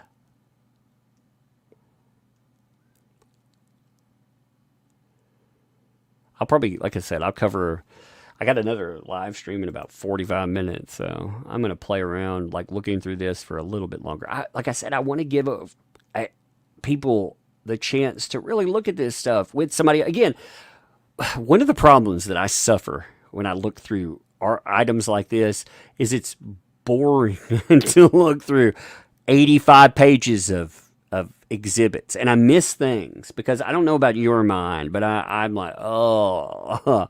But look at all the emails that she writes to herself. I'm curious. Look, Depp's clapping. He's walking. Autographs. Kneeling. What a monster. So you get into the Australia mess. Like the Christian Carino, she wants this stuff put into the record, but at the same time, she's tried to keep some of this out too. She's tried to keep out Christian Carino. She's done her damnedest to keep him out of this stuff. Video file. I wonder what the video is going to be of, you know? It's not going to be any of the evidence. I expect everything but proof, right? You know? I expect her to show us everything but proof that something actually transpired. We are at 1,012 backers on the project, by the way. It just keeps going up. Thank you, folks. Let's see. Give me a second. Here's all the building security footage stuff. Look at this. Look at that. Now, I'm curious. Like, some of this is going to be... It's going to be footage, I imagine, she's going to try to disprove. You see when the date is, 5/21. Now, some of this, again, she's going to try to disprove some of the stuff that he's brought up. She's also probably going to, I don't know what she's going to do with James Franco. James Franco is going to testify. So James Franco is going to try to tell us. I bet you money. I'm willing to bet on this right now. James Franco, number one, he's going to claim that there was no affair. Number two, he's going to claim, oh yeah, I saw marks on her. Even though nobody else saw them and they're not photographed, he's going to claim that. I bet you money, because he's so desperate to salvage himself, you know? But I think that's what all this is, the security footage stuff. Then you have Heard with Bruises, you know, again, house destruction. You're getting toward the later accusation time frames. You know, that's what you see with this stuff. These things to become, you know, that the 5/21, 5/22. Domestic violence victims memo. See, this stuff, all these are brochures. She's going to introduce, again, she's going to go after the LAPD and try to discredit them. Because they said that what she's trying to do is she's trying to make this case. The 5/21, 5/22, by the way, if you're wondering what that is, if you don't know the date, that is the date. You know, that's the big date. That is the big one. 5/22, I think, is James Franco, but I don't know. It could be other stuff, like when she's writing it, and you know, we have other people arriving and whatnot. 5/24, she's going to try to dismiss some of the statements that say that she didn't have marks on her. One of the ways that she tried to impeach testimony last time, like for the LAPD officers, for example, they said something like, we were in there like 15 to 30 minutes, right? They were in looking around 7 minutes. So years after the fact, they testified, we were there for 15 to 30 minutes, and the judge was okay with impeaching their testimony because they got the number wrong years after the fact. If you've gone, ridden up an elevator, looked around a place, talked to someone, it seems like a long time. It may not be that long. The thing that they do know, though, is there were no marks there. And they learned really fast who that they were dealing with. And I'll tell you what, if Johnny Depp would have beat the hell out of his woman there, and they would have bore witness to it, and they didn't know who he was then, but they found out about it like a day or two later, it would have been seared in their mind. Oh yeah, while I was police officer, this one thing happened to me. I just can't shake it. And they would remember that incident. They treat it like these police officers, they didn't take enough written notes. They didn't write down things or do all of this shit because there was no incident. There is a record of what happened with her not wanting to file anything. There was body cam footage they weren't expecting. They're having to try to take that body cam footage apart because they weren't ready for that. They thought there would be, a way that they thought they could just make up stuff and that would knock it apart. But it didn't. Did he really live there? Where, what do you mean, Carol? Like, can you explain? Yeah, exactly. Cops do, huh? Like, I totally agree with that. Like, police, I've known some good police officers. I've known some terrible police officers, too. And, people can be lazy in any job. They can be terrible at it. But the body cam footage shows you right from go. Like, the most telling thing, I've said this a lot, the most telling thing, though, is if you look at that, you have officers walk in, there are two women sitting on a couch, and they can't tell who the person is that they're supposed to be talking to. If somebody had just been assaulted, you can tell, because they're going to have marks all over them. It's going to be everywhere on them. But here's you're going to court about it. This is where all of your temporary restraining order comes up. Here's the knife audio. That's where we're going to talk about, I need, why don't you kill me? Here's the, oh my God, he wants me replaced on there. Fuck yeah, he wanted you replaced. You ruined his life. Like, I love how the media played that out. Look, they quote Io Tillett right, like they're believable. Absolute trash. Oh, yeah, that's an exhibit there. Look, the media wrote this. The media is your friends. That's why they won't tell the truth. But yeah, he wanted that. Like, the media, they act like you're supposed to be calm. I saw this. There was a person that... Here's an example of how duplicitous and dishonest assholes are out there. And media... One of the people that put my information out there, put out my background checks and all of that, after they did that, I had some very choice words. One of the things I called them was fat. I called them fat. Imagine that. What a monster, right? They put out your private information. They do background checks on you and stuff, and I called them fat. The comic media actually picked that up and put that in stories, and people used it as a way to justify what was done before the fact. And that's what you see here. It's the same kind of mentality. You see justification after the fact. Oh, he said terrible things after somebody ruined his fucking life? He sent them in text messages to people. He wanted her removed. He wanted revenge. Well, good God, yes. If I supported all of her freaking freeloading friends and she tried to implode my life after I spent millions of dollars letting them party and do everything they want, I'd have terrible things to say. I have some terrible things I'd like to say now about them just because I have the feeling of who they are.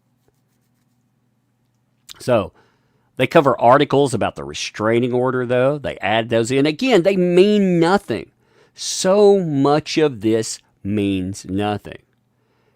One thing that I hate with this kind of stuff, though, and I hate this with a passion, when you trust somebody and you give them access to your life, of course they can weaponize that. Substance abuse, you'll see medical records flow through here. There's substance abuse records.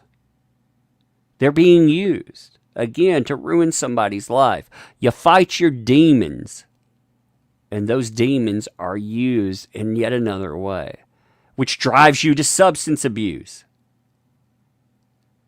Now she has her ACLU letters. Oh, that'll be fun to explain.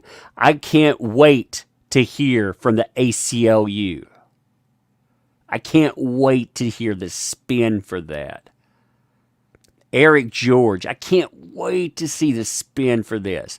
Oh, you were plotting behind the scenes, putting together a hit piece to make somebody the face of violence against women? You want to pretend you didn't do that? Because she denied doing that.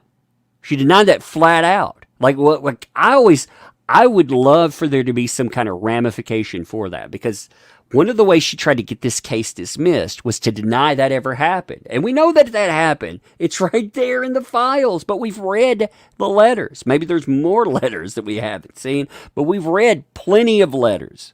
We've seen the proof of it. I would love there to be a ramification, because again, you think about the hit for that. If that would have worked, if her plan would have worked, and she would have gotten the case dismissed right from go, Depp would have never been able to put on his trial. He would have never been able to put on a case. He would have just had his life destroyed, and hey, everything's good to go, right? Everything's good to go in the aftermath. I mean, I hate that kind of stuff. Like, it makes me so mad.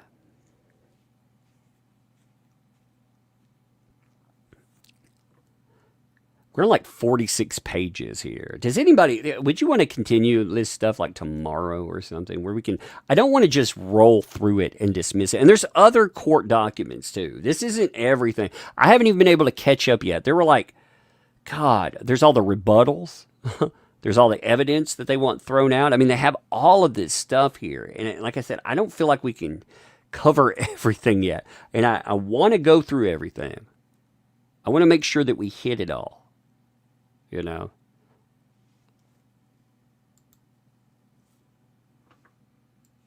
All right.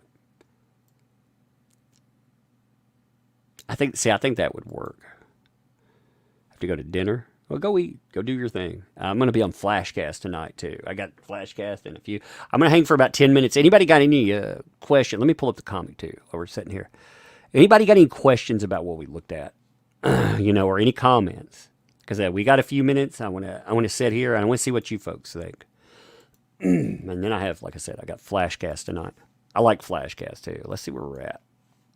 Let me refresh. God, that's crazy, folks. That is crazy. Thank you. I don't know any better way to say that, but thank you. Thank you for supporting our comic project. The Momoa stuff, I'll briefly cover that again. I'll leave this up, but I'll briefly cover all of that again if I need to. Gelth, I'll go back over that, Why are you so handsome? You see me now, actually. They doxed a picture of me that was like an old picture. I'd been working. A terrible looking picture. These days I have with the beer bug, I have more facial hair. Actually, the first time in my life, I have I'm not clean, or I used to have like some facial hair, but I have like a beard. It's just very strange, and I have long hair again.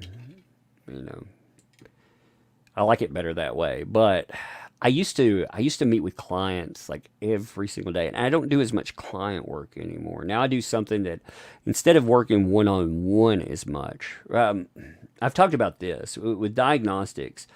I worked with people for the longest time until I didn't burn out from it. I started experiencing what you call second-degree trauma. Or trauma after the fact. Like, basically, you listen to so many messed up things, it messes you up. It gets in you, messes with you. So I didn't work with as many people. But now, instead of working one-on-one most of the time, I will work and figure out how you get paid for, maybe what I figure out today will get 1,600 people seen instead of one person. It's a lot more beneficial that way. But I still, from time to time, I'll see clients and stuff. But I've diagnosed plenty of people, and I when we switched from the DSM 4TR, well, with the 4 and the 4TR, I to the 5, I had to train on that and figure out what we could get paid for. You can't get paid. The insurance companies are weird. Like they won't pay for all types of things. Like they won't pay. Like if you have substance abuse issues, did you know you can't bill for substance abuse issues first? So even if you came in because you're a drug addict, I have to diagnose you with depression or something, and substance abuse has to be secondary. Or the insurance companies won't pay for your treatment if you come in. Even if you're getting like a shot or something that blocks that, because you can get shots that will not let you get high. Beautiful stuff these days. But anyway, we had to figure all of that out and everything else. Let me see. I'm angry also. I'm actually a fan. I've been forever. He's my age. And I've always thought he's the most beautiful man. And outraged by her claims. Yes, Carol. I felt I didn't know a lot about. I went in as somebody that's enjoyed his works, but I hate the idea of celebrity. And the reason I hate that is because everybody at the end of the day, we have the wrong kind of celebrity. If we really wanted to hold people up for their life's work, we should be holding up people that save lives, children's doctors. And I think, good actors and stuff, they would appreciate that statement too. But some of them do good things, and I appreciate them for that. Again, a Depp, for example, going into children's wards as Captain Jack Sparrow and not taking cameras with him. He just going in there to do good. Like, I appreciate that about a guy. I've heard other stories too. I don't know. Like some of them are personal stories, so I can't say them. But they bond me into that. I felt better about that. I heard from sources outside. Again, people telling me some of their stories, and I don't know which ones I can or can't say, so I just don't want to say them. But everybody's flawed. Like everybody does stupid crap, but I don't extend that to, say, an abuser of women or children. When I saw Heard's claims, they were so insane that it made me look at them. And I kept looking for proof. There are people out there that like to say things like they're both trash humans. I think that's just fear of coming out and actually advocating for what you should advocate for. A survivor. I think it's cool to hate people in Hollywood. I think it's cool to just sit down and say, because this person here, or they're elite or whatever, they're an elitist because they have money, they deserve what happens. And I don't think that's fair. It shouldn't matter the size of your wallet. Just because you have a fat wallet shouldn't mean that someone can take a blowtorch to your life. Some people think that, though. Julie Williams, thank you for the membership and welcome to Tugs Thugs. Appreciate that too. Thank you for that. The photo for expert in the NGN case is the same expert she's using. Yeah, they didn't turn over their stuff. I'm not surprised.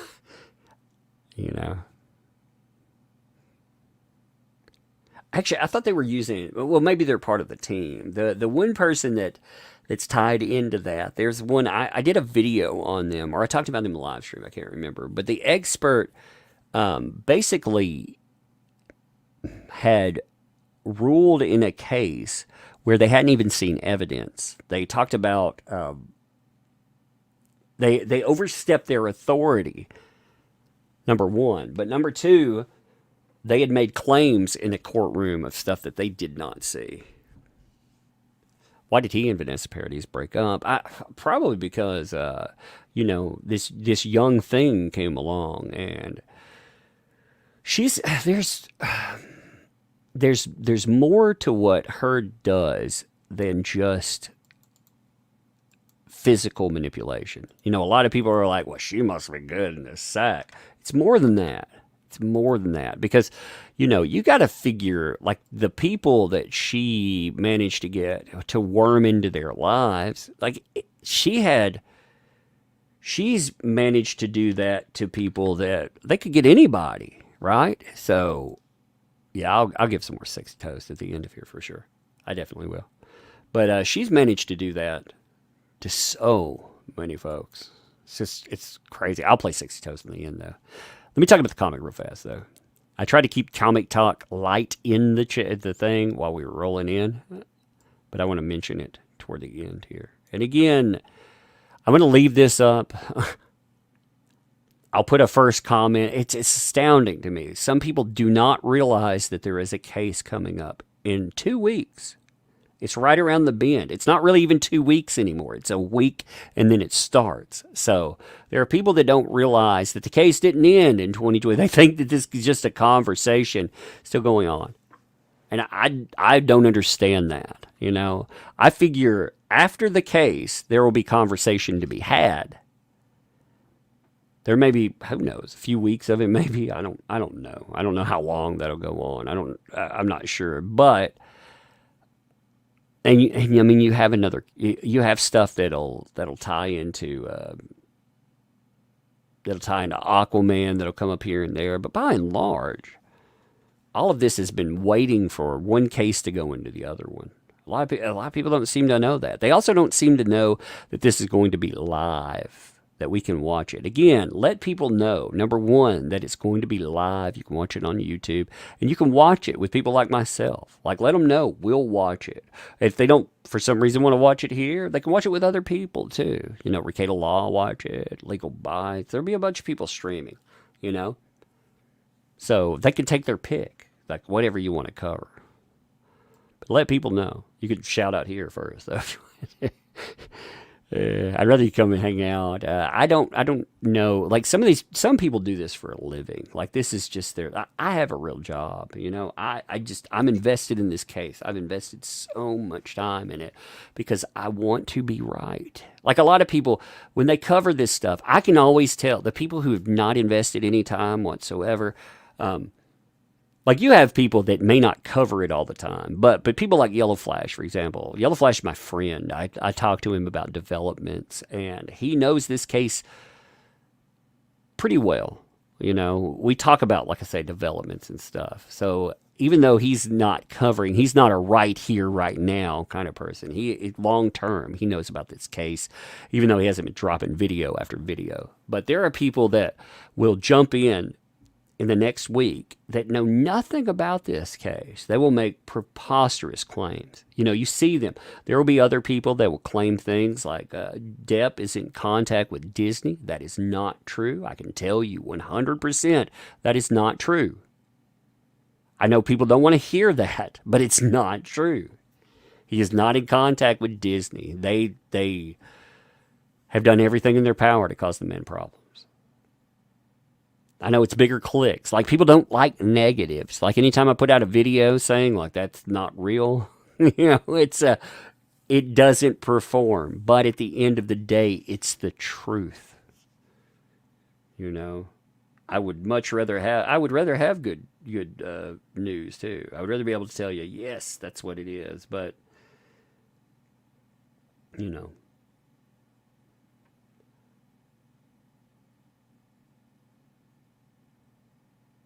was looking something up real fast.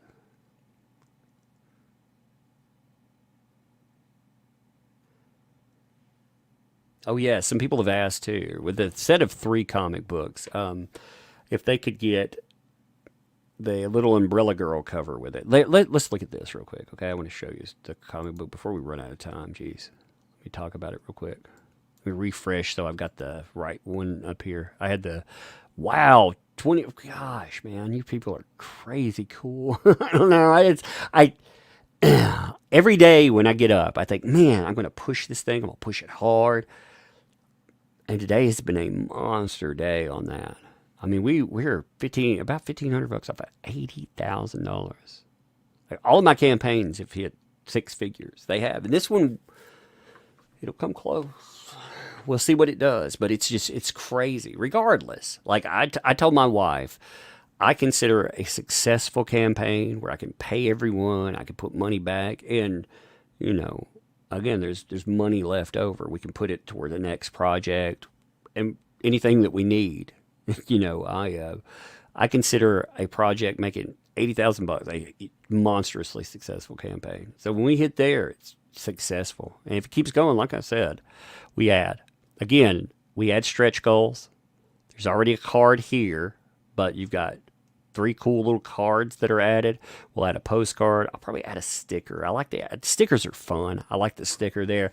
And at 100, I have no idea what we'll add, but it'll be cool. But this, again, 3rd comic book. We have delivered 2 already, so we will deliver comics.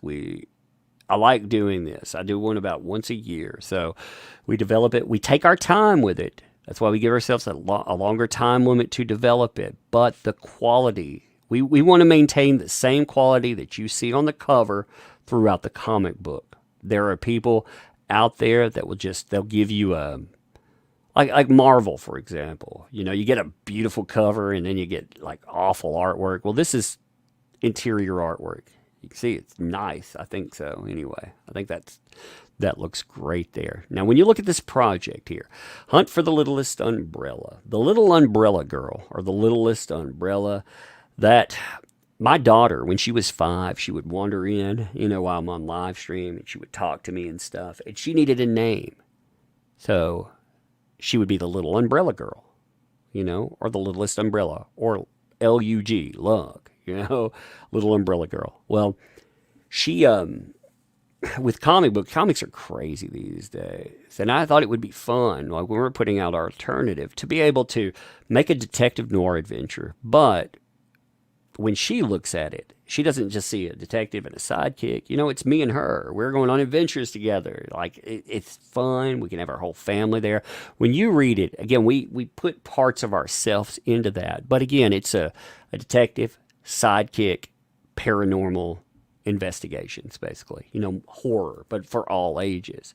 But for her, she can be involved. And, that's why there is a umbrella guy in this stuff, because she's part of it. Again, I want her to be able to create. This is her cover. This is her artwork. S.K. Bennett, he is a phenomenal creator. I cannot give enough praise to that guy. But this, like his artwork, he manages to take her artwork and put it in. So this is her work. And this is her 2nd cover, and she's done really well with that. So she has her own work out there, too. We have our first book, though, with a brand new cover. This is from the original artist. The one thing I love about the way they developed, too, the first one was more manga style. Kyung Lee, that's his manga style, and I like that style. I love that book. The way we developed, though, SK, look at the difference in characters. I love his approach, too. Like, he has this cool looking, like I said, stylized approach to all the characters in that. But this is the 2nd book, new cover. We have our proof of, I like this hook. Just look at how this comes in together. I'm going to read this right here. So, hey there, welcome to another spooky tale from our detective case files. This journey begins at night on a long and lonely road. A fun diversion to pass the time quickly becomes a dangerous game with multiple players, all trying to hunt the littlest umbrella. You're playing space, face, moon, spoon. Too easy, Dad. Well, what about trees? Oh, that's a breeze. Okay. How about loose? Moose. Moose. Hold on. Shh. Spin out. Psh. You have the wreck. Bam. Now, again, these are previews. We'll go, one thing he does, he's tightening the art all the time. He's a perfectionist. But you see, climbing out. Now, I used to not be able to use her real name. But since people doxed us, I talk about a lot of stuff. It drives them crazy, too, because we're not afraid of them anymore. There's nothing they can take away. Forget them. So, you see her boots, then you pull back. Where'd she go? I love that. Like I said, I love that hook in there. Then you have other pages to give you an idea of what they look like. This is one of the cards that you give for free. This is the artist. Yellow Flash. He's putting together a comic book with Joe Ball, the artist. This is Joe Ball, colored by S.K. Bennett. Great looking stuff. We also have a mini comic that you can pick up as well. This is the second mini comic. We have a new one coming up from the same team, but this is a family thing. Night of the Baby Umbrella Girl, or the Bug. So we brought her in, which I think is fun. You know, like I said, it's a family thing. And we had that Star Wars girl. She actually created a card for us as well. I think that's cute too. But it gives you an idea. Like I said, we could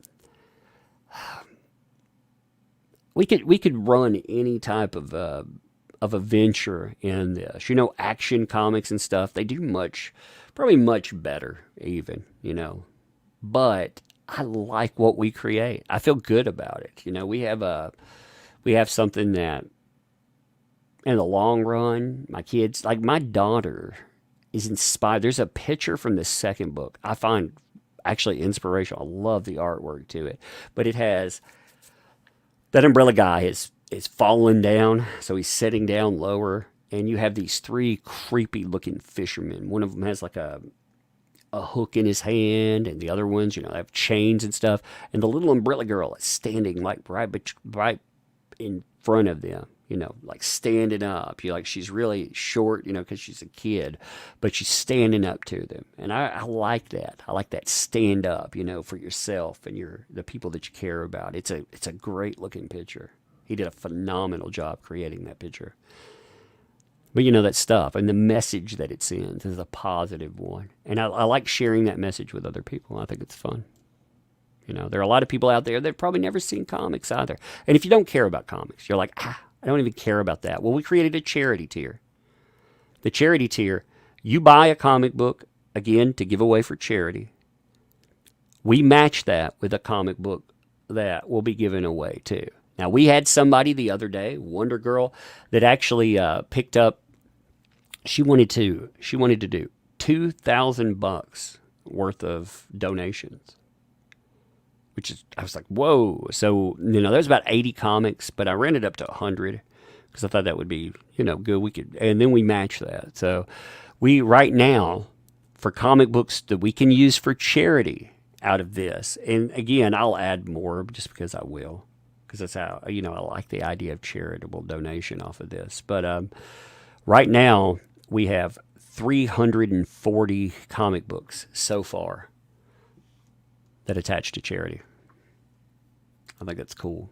But anyway, I got to go do my thing. So I like talking about it. If you want to back it, you can. But I want to play you some sexy toast on the way out. God, there's 700 of you people listening to me here. I love you folks. Tomorrow, come over and hang out with me tomorrow night. I'm home by myself. Like, maybe I'll come back on later I don't know. Like, if it's late, I may be up in god-awful o'clock in the morning. But tonight, I'm going to Flashcast, so go over to Yellow Flash 2's channel. Go and enjoy it. Again, if you get offended easily or anything, don't go over there. I don't want people. Again, I'm a huge free speech advocate. I think people can say whatever they want to say. They can be as rude or nice as they want. But at the end of the day, you know, the people that are rough around the edges, they're probably the best people in the world. They'll have your back. Those people that I just stream with there, I consider friends. They're good people. But like I said, if you're easily offended, you don't want to go over there. I myself, you know, I use a lot more profanity to, like, I don't know, we cut loose and we do whatever. But it's like hanging out with friends and goofing off, and a lot of stupid stuff will ensue. If you want to be amused, but like I said, if you're easily offended, don't come there. But if you want to have fun, come over there and have fun. But let me play you some sexy toast real quick. I want to show you a couple of things too in my backlog. I've been cleaning out stuff, but here's.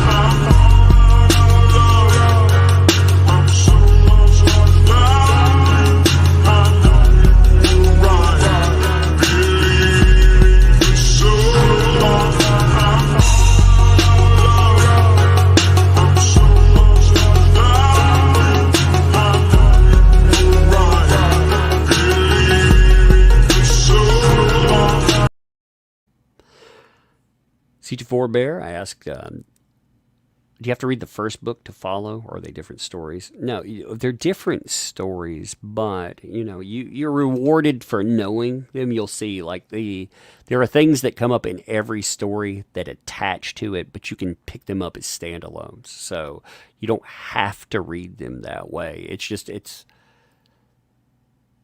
like any good thing. You can tie them in, but you can enjoy the thing by itself. Check out some of this stuff. I was going through my control panels back here. I've been uploading images forever. Look at some of this stuff. I got my trash fire. I got my world on fire. I got my guy cleaning up a trash fire. Look, sexy shark. Lick that. Lick it. Love that ice cream. Sexy shark. Hey, I'm just rolling a bam. Oh no. You're gonna get wrecked. Poor pigs, man, by the way. Boom. That's terrible. Like, when you really think about it. I like this one, too. Bad idea. Oh! Sexy hot dog. Ooh, how you doing? Sexy hot dog. That guy, the hot dog reminds me of Nasser Rabadi. It's Nasser, if you know who I'm talking about. Pump up the volume. Blowing my mind. Oh, the Hindenburg. Oh, no. Patrick Bateman. Oh, yeah. I don't know if this is musical. If it is, I'll cut it off.